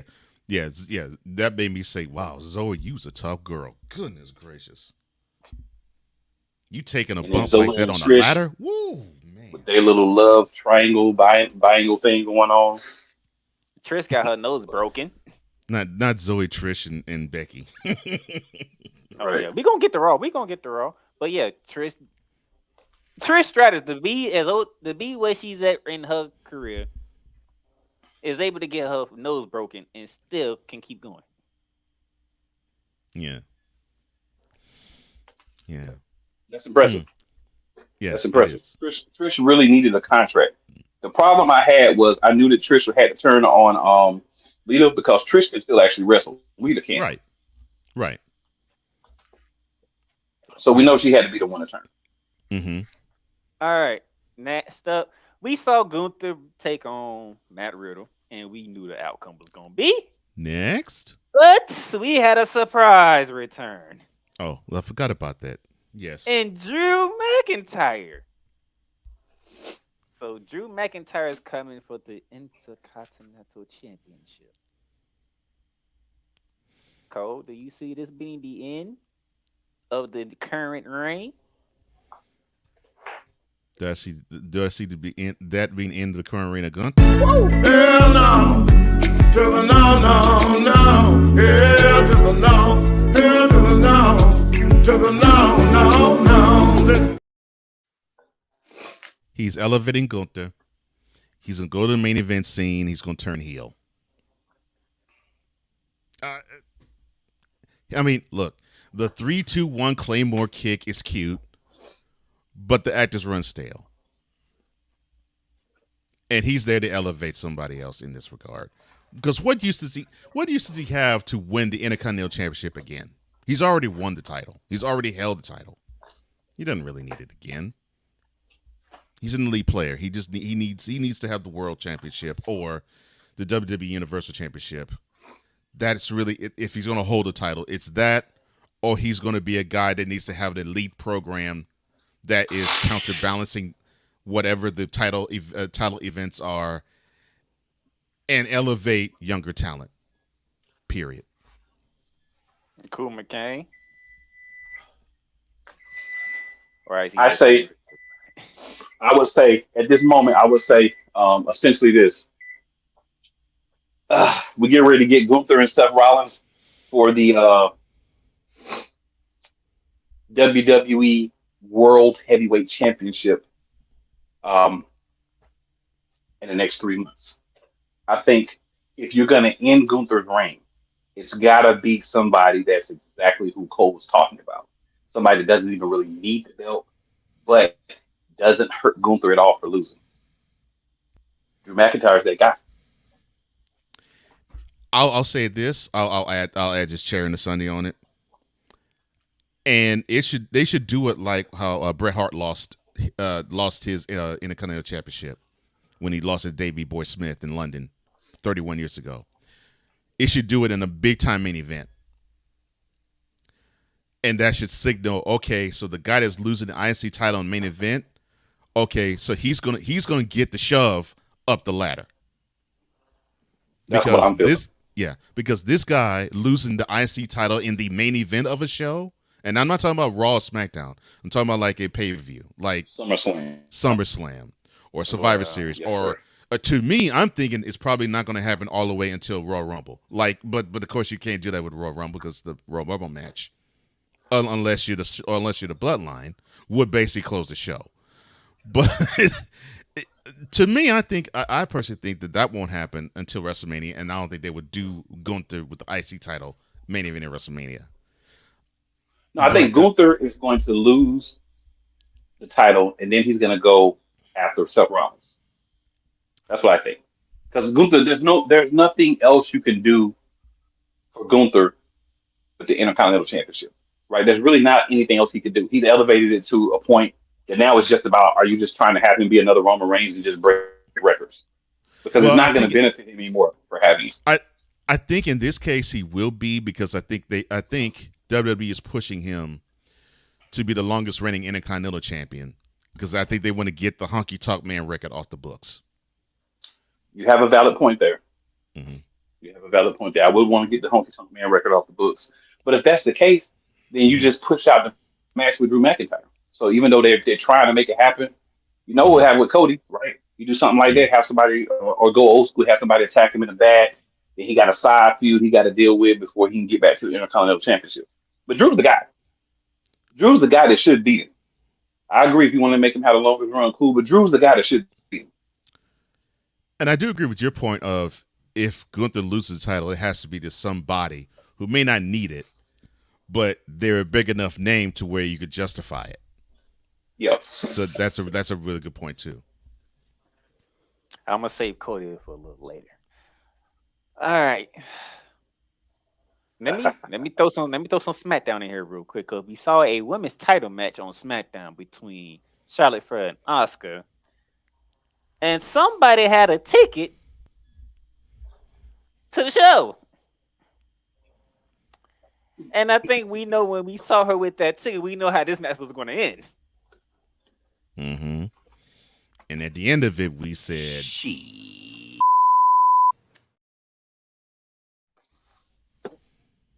somebody angered Bianca. Ooh. Now, angering Bianca doesn't seem to be a good idea.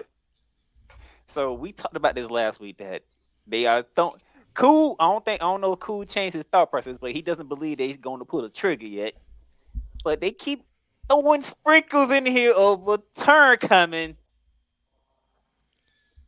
because she's now doing things her way. Because he told Adam Pearce, I'm going to do it my way. I tried it your way. Your way pretty much slapped me in the face. I'm going to handle it my way. She bought a ticket. Oscar, being the heel, drug her into this.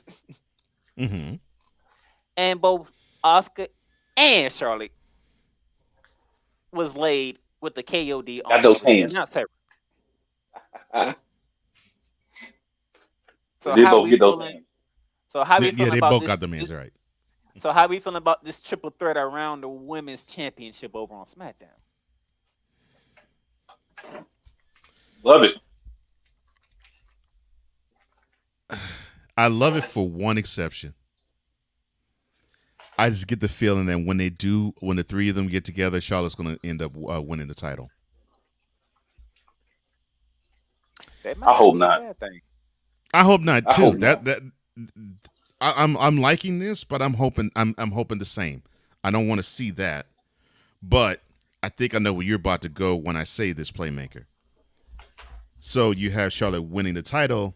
That would spark the impetus for a true EST heel turn. Yes, we've seen it before.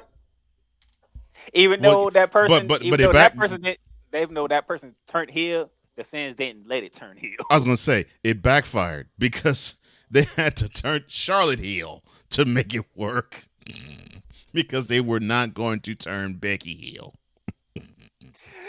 Which is a good point that you brought up because we had a women's championship match going back to Money in the Bank tag team match where it was Ronda Rousey and Shayna Baszler defending their titles against Liv Morgan, who returned, and Raquel Rodriguez. Now the reaction cool. That's how it was about the match. Go ahead, sir. Now I know about the match, but the part of the match that shocked was Shayna turned on Ronda. Hard.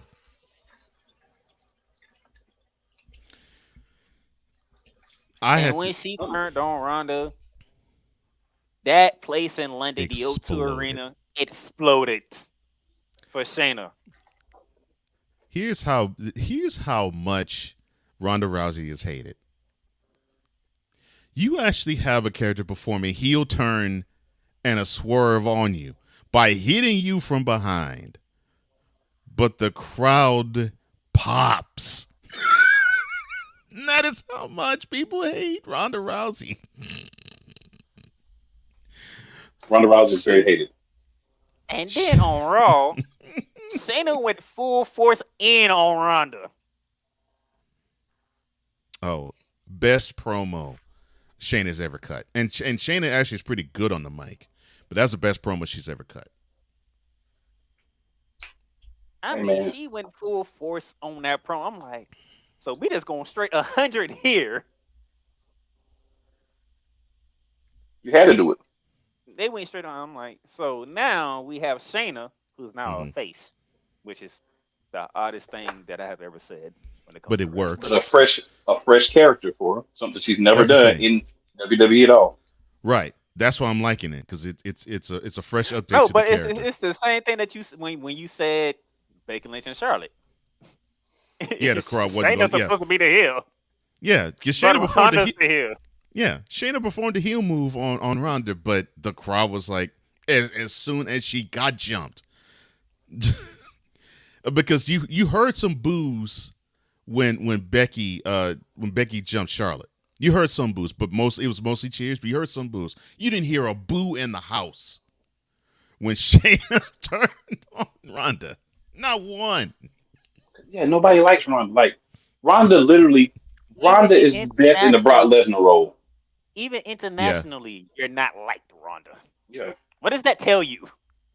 You can go to London, England, and they love Bayley still, and you get booed out the arena. They still doing Ronda's just not likable, bro. No, she's not. They still doing the Bayley chants they used to do 10 years ago. And Bayley has done her best to be, and I think she does a great job, being one of the most despicable heels in the women's division, but the crowd in London still love her. Ronda? No. Ronda tried to be a face and they hate her. You was booed here in the States and you got booed in London.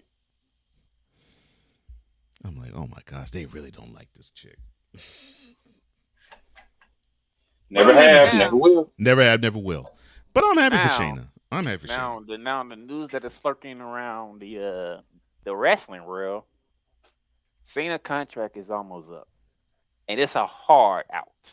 I agree, Shane. People do not give a wet fart in church about Ronda. I agree. I'm sorry. Plymouth, go ahead. So it sounds like this feud here is Ronda's last feud in WWE. And this was supposed to happen, from what I heard and read. This was supposed to happen for a while, but when she broke her arm last year, I think, they pushed it back. So I find that to be interesting. Yeah. So this is supposed to be her last feud in WWE. I'm sorry. Go ahead, sir.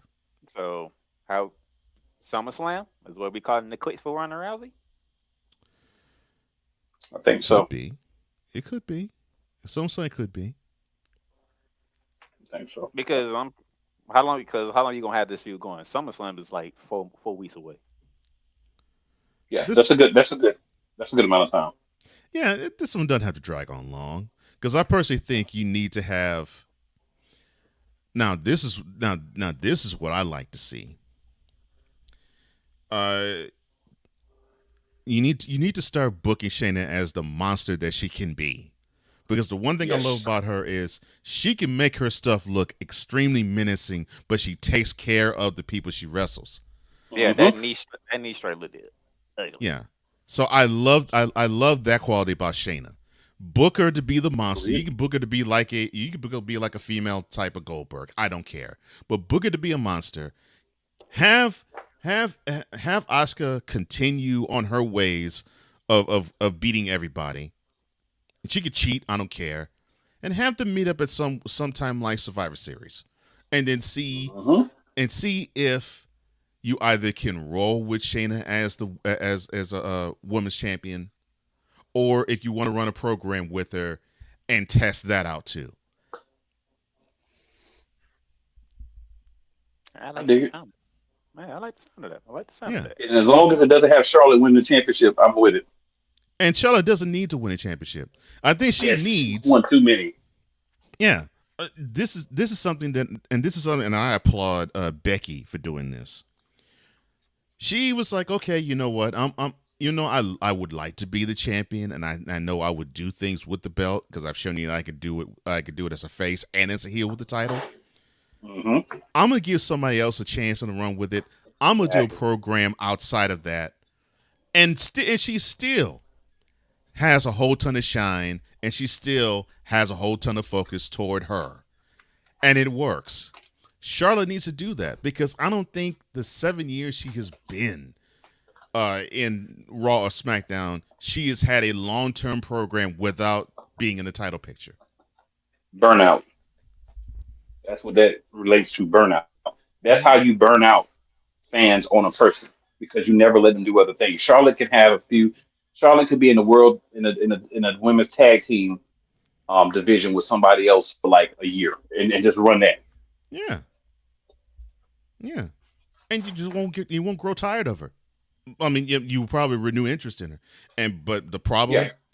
the problem I think with what WWE did was they figured, okay, well we'll do out of sight, out of mind, and so Charlotte was out 8 months.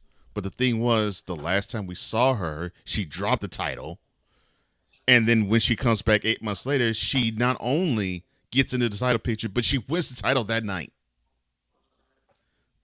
Right. Really? Yeah. No, give her programs away from the title for a while. And let's see how much of a character she has. I don't care if it's a face or heel. Yeah, I'm with it, real bro. quick. I'm with it. Real quickly, John Cena appeared at Money in the Bank, which nobody saw coming. Mm-hmm. And yet, he got the loudest part I have ever heard him get. That actually stunned him. Well, of course it would stun him because he's been in London before where they have given him 18,000 people strong singing, John Cena sucks. John Cena sucks. I mean, think about that match that I think went an hour between him and Shawn Michaels. That was actually in the same building, and nobody was rocking with John then. So yes, fast forward 16 years later, he gets the loudest pop of the night, and obviously so, in saying that he's fighting for the chance for London to be in the running for WrestleMania. But pretty much he's foreshadowing. He's so foreshadowing they're going to come. You just don't know when yet. Yeah. Yeah. Long story short, yep. So that happened. Now let's get into Cody Rhodes in here real quick because he did all us a favor. He beat Dominic. Oh, he beat Dom. Oh, not just beat Dominic. He whooped that trick. even with Mommy at ringside, she couldn't stop the beating that was coming for Dirty Dom. Lord have mercy. And then you fast forward 2 days later to Monday Night Raw in Baltimore. These nicknames they give him. And I ain't gonna lie to you. I'm like, Cody and Seth Rollins renewing this rivalry. I'm here for it. And then that music hit. Well, you knew it has to be Rhodes Lesnar at SummerSlam. Mm-hmm. I thought it was interesting though because it was a good change of pace and it was a good swerve a bit in having Rollins in the ring and having Rhodes come out and be like, okay, well, yeah, it's interesting because the last time we saw these two together in a kayfabe injury, Rollins put Rhodes out. And that was actually around a year ago. So I'm like, okay, this is a good tease of something that could happen down the line, Down the or it road, could yep. not. Yeah. So I thought that was brilliantly done. Because you got to start sowing the seeds early. You got to remind people, oh yeah, these guys really have a beef. And don't forget, they really have a beef. Because Yes, Becky was online even talking about how Cody Rhodes shouldn't have got the shot at Roman Reigns. It should have been Seth Rollins. You know what I'm saying? So they have legitimate beef too. Yeah, they both legitimately don't like each other. Yeah. And Seth Rollins has never beaten Cody Rhodes. So you have that. Yeah. That's the one man he hasn't beaten. He's 0-3, which includes losing to Cody Rhodes with a torn pec. Mm-hmm. Inside Hell in the Cell. Mm-hmm. Well, you know what Seth Rollins' response to that would be? Play my song. That's another reason why Seth Rollins don't like Cody Rhodes. Mm-hmm. Because fans sing his song too. Oh, yeah. You have one crowd probably singing Seth Rollins song, the other crowd singing Cody's song. And you know Seth Rollins is supposed to be narcissistic, so he don't like that. Yeah, he don't like that. Mm-hmm. No. But Brock Lesnar returns. And Brock Had to Lesnar happen. put in retreat. Had to happen. Let me say this about Brock Lesnar that I think people sleep on. He is a beast and he knows how to put a butt whooping on somebody. Again, like with Shayna. He knows how to put a butt whooping on somebody and not injure them. Now I know they'll probably be hurt, but he doesn't injure them. So he knows how to make something look devastating and not mess the talent up. But for a beast that he is, that dude can sell his butt off. Mm-hmm. Oh my gosh, that dude can sell his butt off. He's nowhere near enough and credit. He knows when to. Yeah, and he knows when to sell. Brilliant mind. He actually does have a brilliant mind for the sport. I had to admit that. Get ready for the rubber match between Cody and Brock for SummerSlam up in Detroit, Michigan 4th. Mm-hmm. And you know the winner. Yeah, Cody. Cody has to win. Yeah. Now, you got to avenge his losses. Mm-hmm. To finish the story. Exactly, Shane. Speaking of finishing the story, I was like, man. I as soon as I saw it, that's exactly what I thought. I was like, whoo. Because it was a thing of beauty how you sold it. Go ahead. I'm sorry. Speaking of finishing the story, don't you love when a story can come full circle? So we had this thing with the bloodline. We have gotten all the way to the point it's a civil war, and the unthinkable happened. Now, it's not the unthinkable that Roman Reigns and Solo lost. It's the fact that Roman Reigns took the pin We'll see you tomorrow. Snowman. from Jey Uso. The solid team, too. Solid. Like, he was laid out. Throwing a temper tantrum afterwards.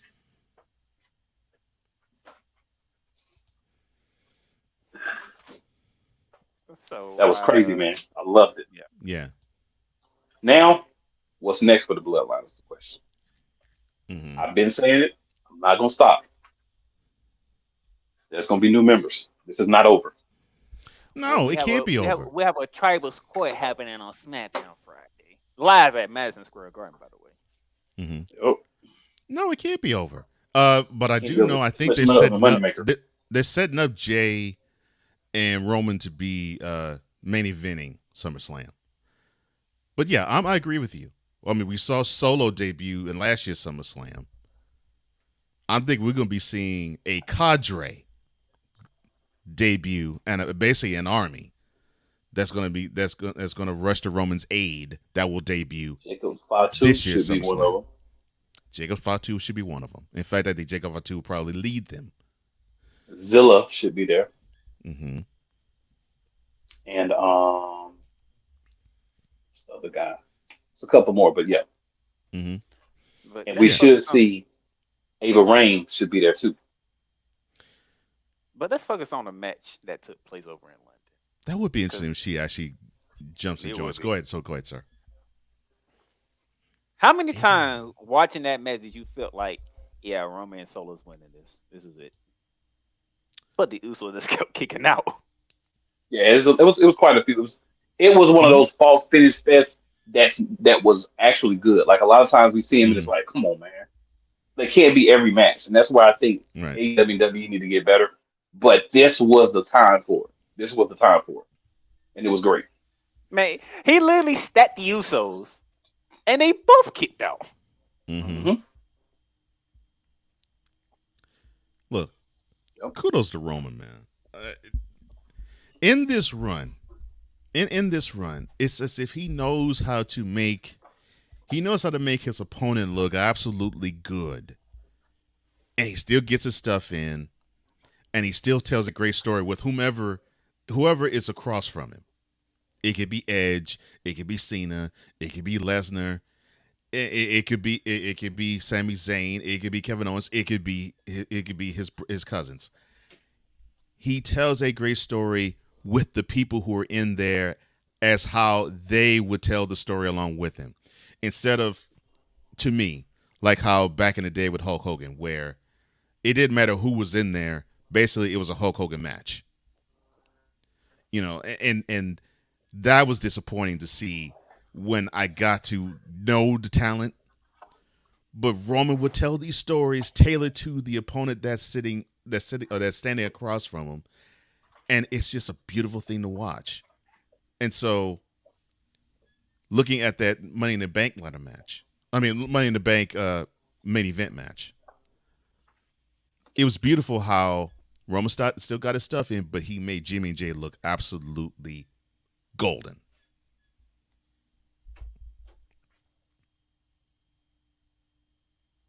It was interesting.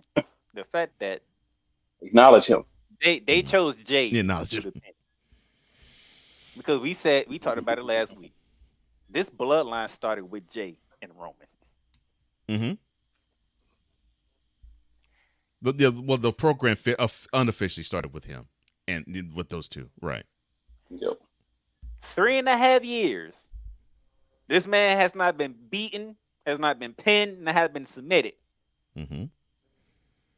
And the first person to do it, Jay Uso. Mm-hmm. The first person to really challenge him when he was trying to be the head of the table Yeah. was the person that beat him. Great storytelling. That's why I said it can't end. And dare say, I think his stiffest challenge still. Although Cody gave him a good run this past WrestleMania. And Cody should have beat him. Yeah. I somewhat think he should have. And I think they could have ridden it to where Cody beat Roman for the title. You have them meet maybe a couple months down the line where Roman gets the title back, and you could still run the same story that you're running now. But I get that they want to have a modern day Hulk Hogan type of run. I get that. Okay, cool. But yeah, Cody was a stiff challenger for Roman this past WrestleMania. The WrestleMania before, Brock Lesnar was a really good stiff challenge. But for some reason, I still say the stiffest challenge that Roman's had in his reign was Jay. And I think the best matches and definitely the best story that these matches has ever told was involving Jay. And what makes it great? The only reason why Jay joined the bloodline was because he was forced. He was forced because Roman put his brother in the guillotine. Mm-hmm. He was forced. Who was already hurt. He was injured. Yeah. Mm-hmm. And he was injured at the time, right? Money in the Bank. Jimmy's back in that same position. He's put in the guillotine by Roman Reigns. This time he fights out of it. As a healthy Jimmy Uso this time. Again, Mm-hmm. one of Roman Reigns' greatest gifts, storytelling in the ring. You have us harking back to a moment that happened 2.5 years before, where it's like, oh yeah, I remember when he put Jimmy in the guillotine, and I remember when it was, and I remember it ended a match. And you fast forward to that, it's like, okay, so that's not the end, because Jimmy showed that as a character he got stronger and was able to break that. It's just so many great layers to the Bloodline storyline, man. The subtle storytelling. Yeah, You know it's what just I'm saying? beautiful. It's beautiful. Yeah. It's there for people who just want to see it on surface level. If you're just a casual fan, for the Mm-hmm. people who really want to watch, and for those people who like those little Easter eggs from the past and those harkenings to what happened before. It's all there for you. Mm-hmm. It's just I love it. I love all of these small details and all the big ones too. And yes, I'd also give kudos to Roman too for saying, you know what, you know who I actually want the guy to pin me for the first time in 3.5 years, Jay, because it just makes the most sense for him to be the guy. And now that frees up. Okay, so this storyline has to end with Jay getting the title. Now you don't have to do that. Now that's taken off the table because Jay can say, I have this as a moniker. I'm the first man to pin the guy that could not be beaten in 3.5 years. You know, I'm the man who did that. Main event Jay Uso. Yeah. And I have now a question for you guys. now this solidifies him as the main event Jay Uso. Thank you, Cole. Yeah. And shout Quick out to question, Michael guys. Cole, Oh yes. who made that match just great to watch, especially when he did the final call. Roman Reigns is human. Yep. Oh, and also, Michael Cole's awesome. Yeah, throw that in there. And he does not get the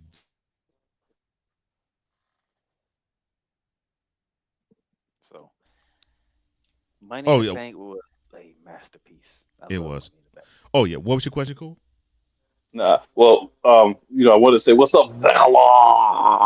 Oh, Vala.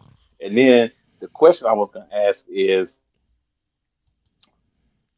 what if main event Jey Uso, Roman Reigns, they have a battle.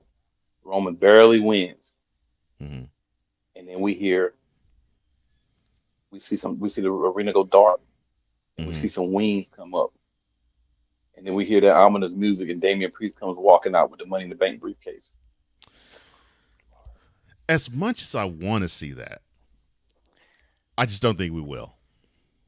I'm just saying, like, it's what excites me the most about Money in the Bank. Yeah, you never know. Yeah, Let me do this then. Then. Yeah. Since you saying that, because on Monday night there was an opportunity for a cash in.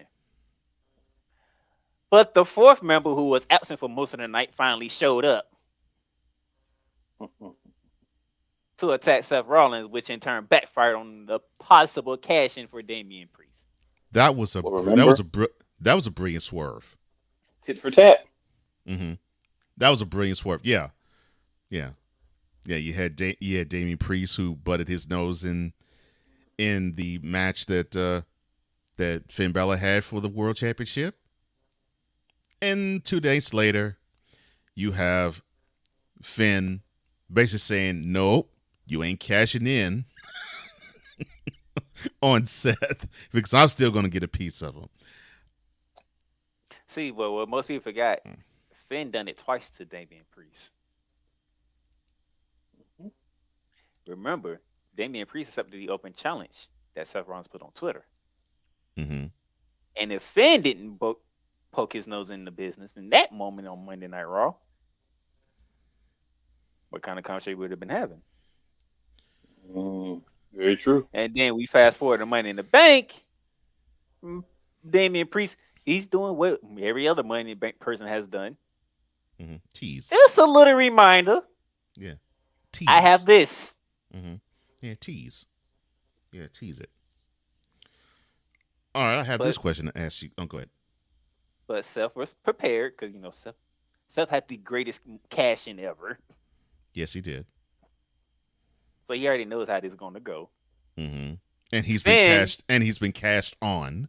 yeah, So yes. Finn is not prepared for this, so he took his eye out the ball. Mm-hmm.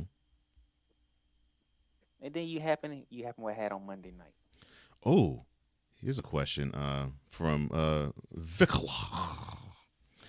He says, "Do you think Damien is going to call his shot at SummerSlam, kind of like a subtle babyface move, or he's going to ask, or is he going to sneak like every Money in the Bank winner?" You gotta sneak. I think Babyface or not, you gotta sneak. I think he's going to sneak, but I don't think it matters heel or babyface because I personally think that I really think personally, and not because of the reaction he got, which was actually decent. When he was the Money in the Bank winner, because they could have gone left. They could have basically booed him out of the building because it wasn't LA Knight. So to me, it showed the respect that people have for Damian Priest. I think that this solidified him having a babyface turn, and also solidified him being out of Judgment Day. Now you're just trying to slow burn him out. Oh, so you saying Damian Priest is the one to lead Judgment Day? Yeah. Yeah. Or, well, because earlier Cool mentioned J.D. McDonough. I think he would fit better if it was Finn alongside and not Damian. right, because he actually feels as one of his mentors, so Right. that would be a good fit Mhm. for the group. And I think they need a fifth member still after that, Agreed. as well. But Mhm. I think that's a good either bring JD McDonough in and then use that to drive a wedge to push Damian Priest out or make him Mhm. leave, Yeah. or have him replace Damian Priest at some point.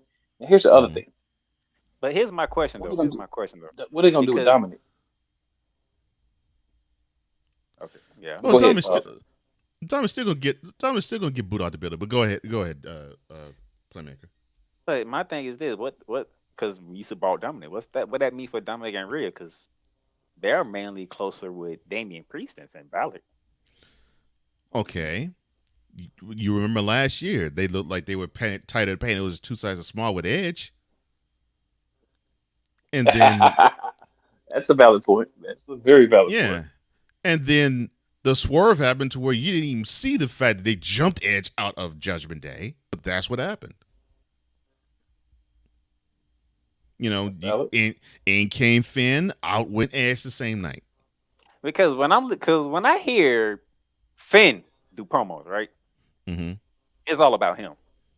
It always is all about him. That's why I'm saying Finn's not gonna get put out the Judgment Day because he's fully entrenched in his heel role. And I think if Damian Priest is gone, he really becomes the leader Yeah, of the Judgment Day. yeah, and I think that also needs to happen for that very reason. I mean, to be honest, I think Rhea Ripley's the leader of the Judgment Day, but Yeah, but it needs to be Finn, Yeah, and it needs to be a crazed, almost demon every week Finn. That's what needs to be the leader.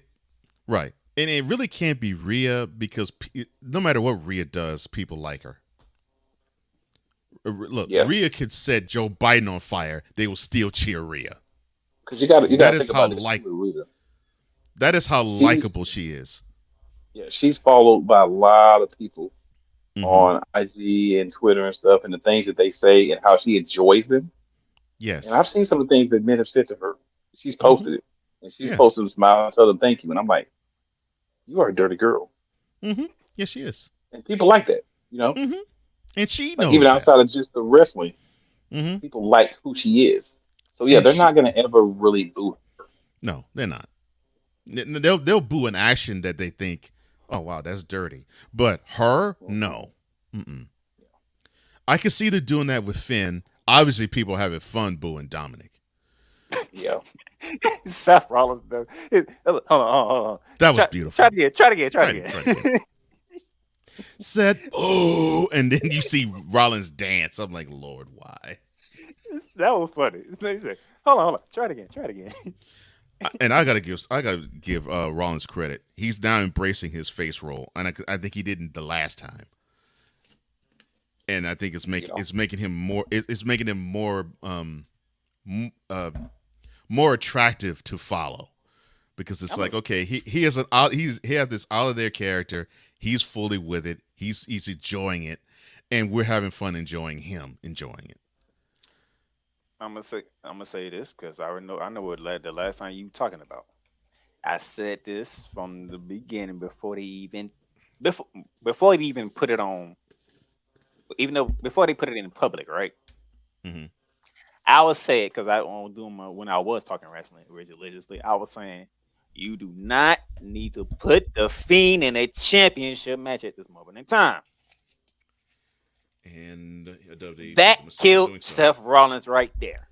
Oh, that destroyed Seth Rollins as we know him, as we knew him, I should say.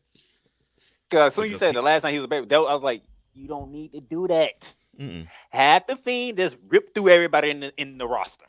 Yeah, yeah, because he ripped through Rollins, and then you had Bray Wyatt basically be Superman to everything that Rollins threw at him, and then the crowd booed him because it's like you came up with this stupid behind finishing that nobody believed. Right. Inside Hell in the Cell. Mm-hmm. And because of it, the whole company forced a heel turn on Seth Rollins, and they weren't trying for that. That is hilarious. Yes. I will say also that the next time we see the Demon, it needs to be a dominant victory. The Demon lost to Edge. No. Inside Hell in the Cell. No. Not the next time. The next times. Because we need to establish this. We need to establish when he turns into the Demon. We need to establish that, oh, great. No matter what you throw at him, he is impervious to whatever you do to him. Yeah, and they had a really good opportunity to do that. And they had a very good opportunity to do that this year's WrestleMania, and they screwed the pooch. And it's not saying that I didn't want to see Edge win, but I'm like, okay, you haven't Finn turn to the Fiend to the Demon. Heck, have one more match later. Have Finn as the Demon go over in WrestleMania. It won't hurt Edge at all. It actually will help. It actually would help Finn. Bad decision. In fact, to me, that was the only down to me. Even considering the botch / injury with Shane McMahon in this year's WrestleMania, that was the worst down of all of WrestleMania weekend for me, was that match.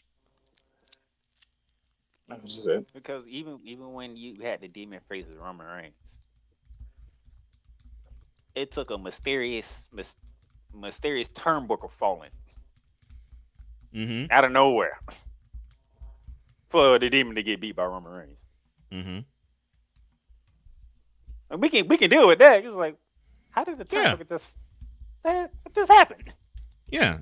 I mean, it's similar. It's similar to how you would book the Undertaker. You had very few people just outright beat him. I mean, in his prime, the only persons that I remember who outright beat him were Rock and Austin. And then maybe a few years down the line, Brock Angle Lesnar got him one time. Yeah. But and then a few years down the line, Brock Lesnar, and then another few years down the line, it was Kurt Angle.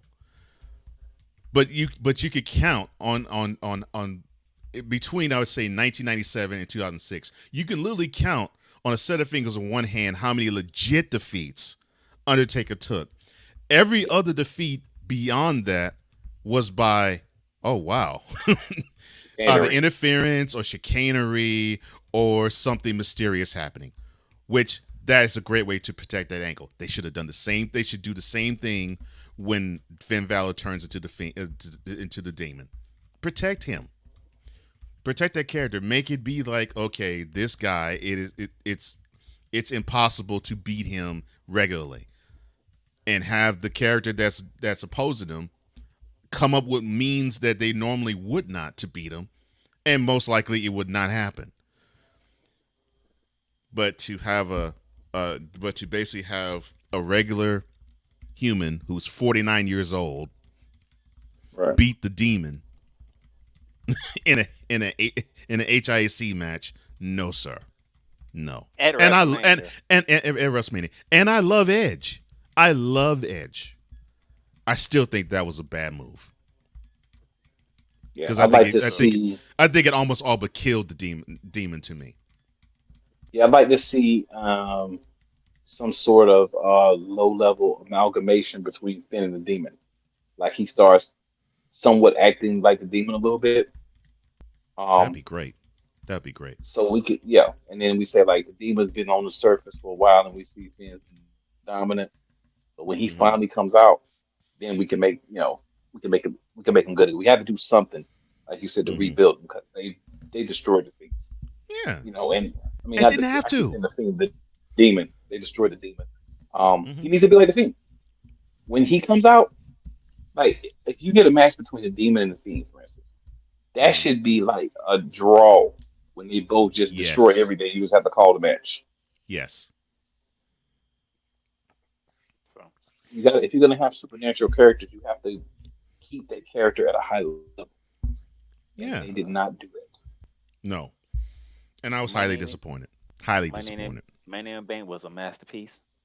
Monday Night was. Raw was good last night. Shout out to real quickly, shout out to Rhea Ripley and Natalya putting on a hell of a match for that title. And I'm glad they finally had the two of them put on a match, and it wasn't a squash like the times previous.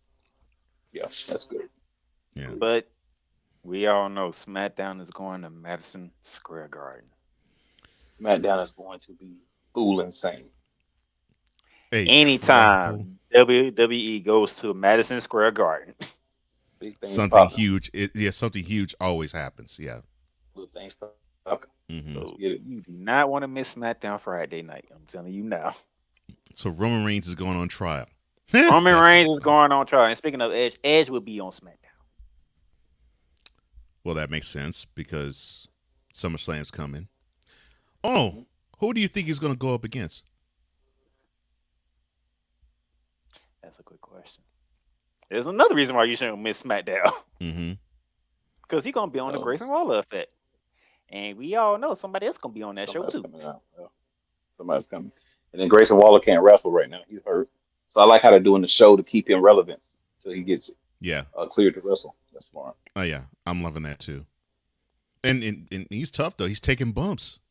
I'm like, wow, okay. He's taking bumps and he's healing up. I'm like, man, okay. That's it. That's all you got? That's all. All right. All roads lead to Detroit, Michigan. August 5th. Yeah, I'm about to say 1 month from tomorrow. SummerSlam from Ford Field in Detroit. Yeah. And don't forget, at the end of the day, all roads lead to Philadelphia. Well, not all roads lead to Philadelphia. WrestleMania. But all WWE roads lead to Philadelphia. First Sunday in April 2024. Yes.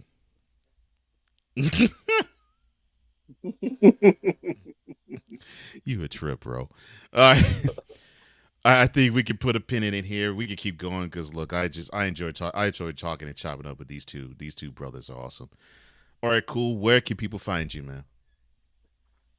PlayCallSportsTalk.com/live. Sports Empire Network. And that's just YouTube.com/Sports Empire Network. And also Play Call Sports Productions. At Cool_McCain on Instagram. You want to follow me there. Cool McCain on Facebook.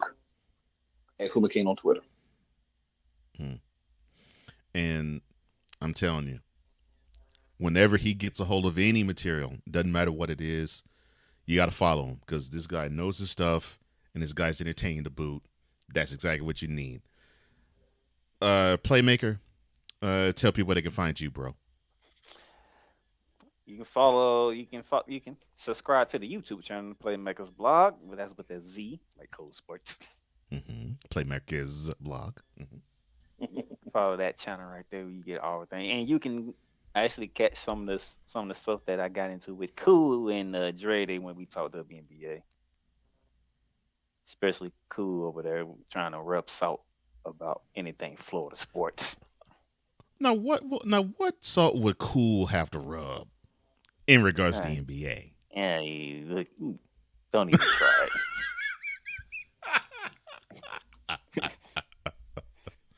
it. So yeah, follow the YouTube channel, Facebook down there, Playmaker Silence. It's not hard to find. As soon as you type in Darnell Playmaker, I'm probably the first one that's gonna pop up. D20 Playmaker, Instagram and Twitter. You can catch all the podcasts on the Playmakers Blog brand at our website, www.playmakersblog.com. You can catch all the shows between me and my buddy Alex Akazar. And I'll be continuing my WNBA talk, and then next month I'll be talking FIBA World Cup. And then when I get to that point, I'm gonna shut a lot of people up because I know how y'all reacting to this roster. Oh, I follow soccer too, so I'll be tuning in to check that out. Hey, also, I want to say this for last. YouTube.com/Eagles Elite Podcast. Be there tomorrow night. Let's get it. Man, I wish I could join you because I would love to see what would transpire. Oh man, but we talking the Titans game. That's why I hit you up. Oh, nice. Okay. From last year, we were reviewing the Titans game. All right. Cool. All right. Well, as you can see, you can join Snowman at Snowman Multimedia on the YouTube channel, and he might have a show, Brian Snow show today. Who knows? I don't know. But you can definitely catch him coming back here tomorrow as well. He probably was busy having to do cookout stuff for today. But you can also join me along this channel. You can also join me on Revelations TV show for Revelations at Comey Media Incorporated, along with Rearwise TV on the YouTube channels for Mentality. You can also join me on Cold Sports with a Z. That's an A at Cold Sports with a Z on the YouTube channel. I will come with an episode 4 p.m. Eastern, 3 p.m. Central tomorrow, where I will talk about myriad things. Of course, NBA, free agency, and maybe a little bit on the NFL as well. And, of course, we'll probably get you set up for the All-Star game, which, of course, will take place not necessarily this week, but next week. So tune in for that and other things. Of course, you'll also get to see who's going to be the adult of the week as well. But that will do it for today's edition of Snowman in the Morning with Cole Johnson. I thank Cool McCain. I thank the Playmaker, and I thank all of you in the Fanatic Feedback Zone and those who are listening and watching. And we will always say in parting as well as doing this show, take care. God bless. Remember to make your next move your best move. And always remember, if your dreams don't scare you, then they're just simply not big enough. Dream big, do bigger. That's what Cool's doing. That's what Playmaker's doing. That's what I'm doing. In the chat, I know that's what you all are doing. We hope you all in the viewing and listening audience are doing the same as well. For Cool, for the Playmaker, and for Snowman, I am Cole. That concludes this edition of Snowman in the Morning with Cole Johnson. Until tomorrow at 10 a.m. Eastern, that's 10 a.m. Eastern, 7 a.m. Pacific, I bid you adieu. See ya.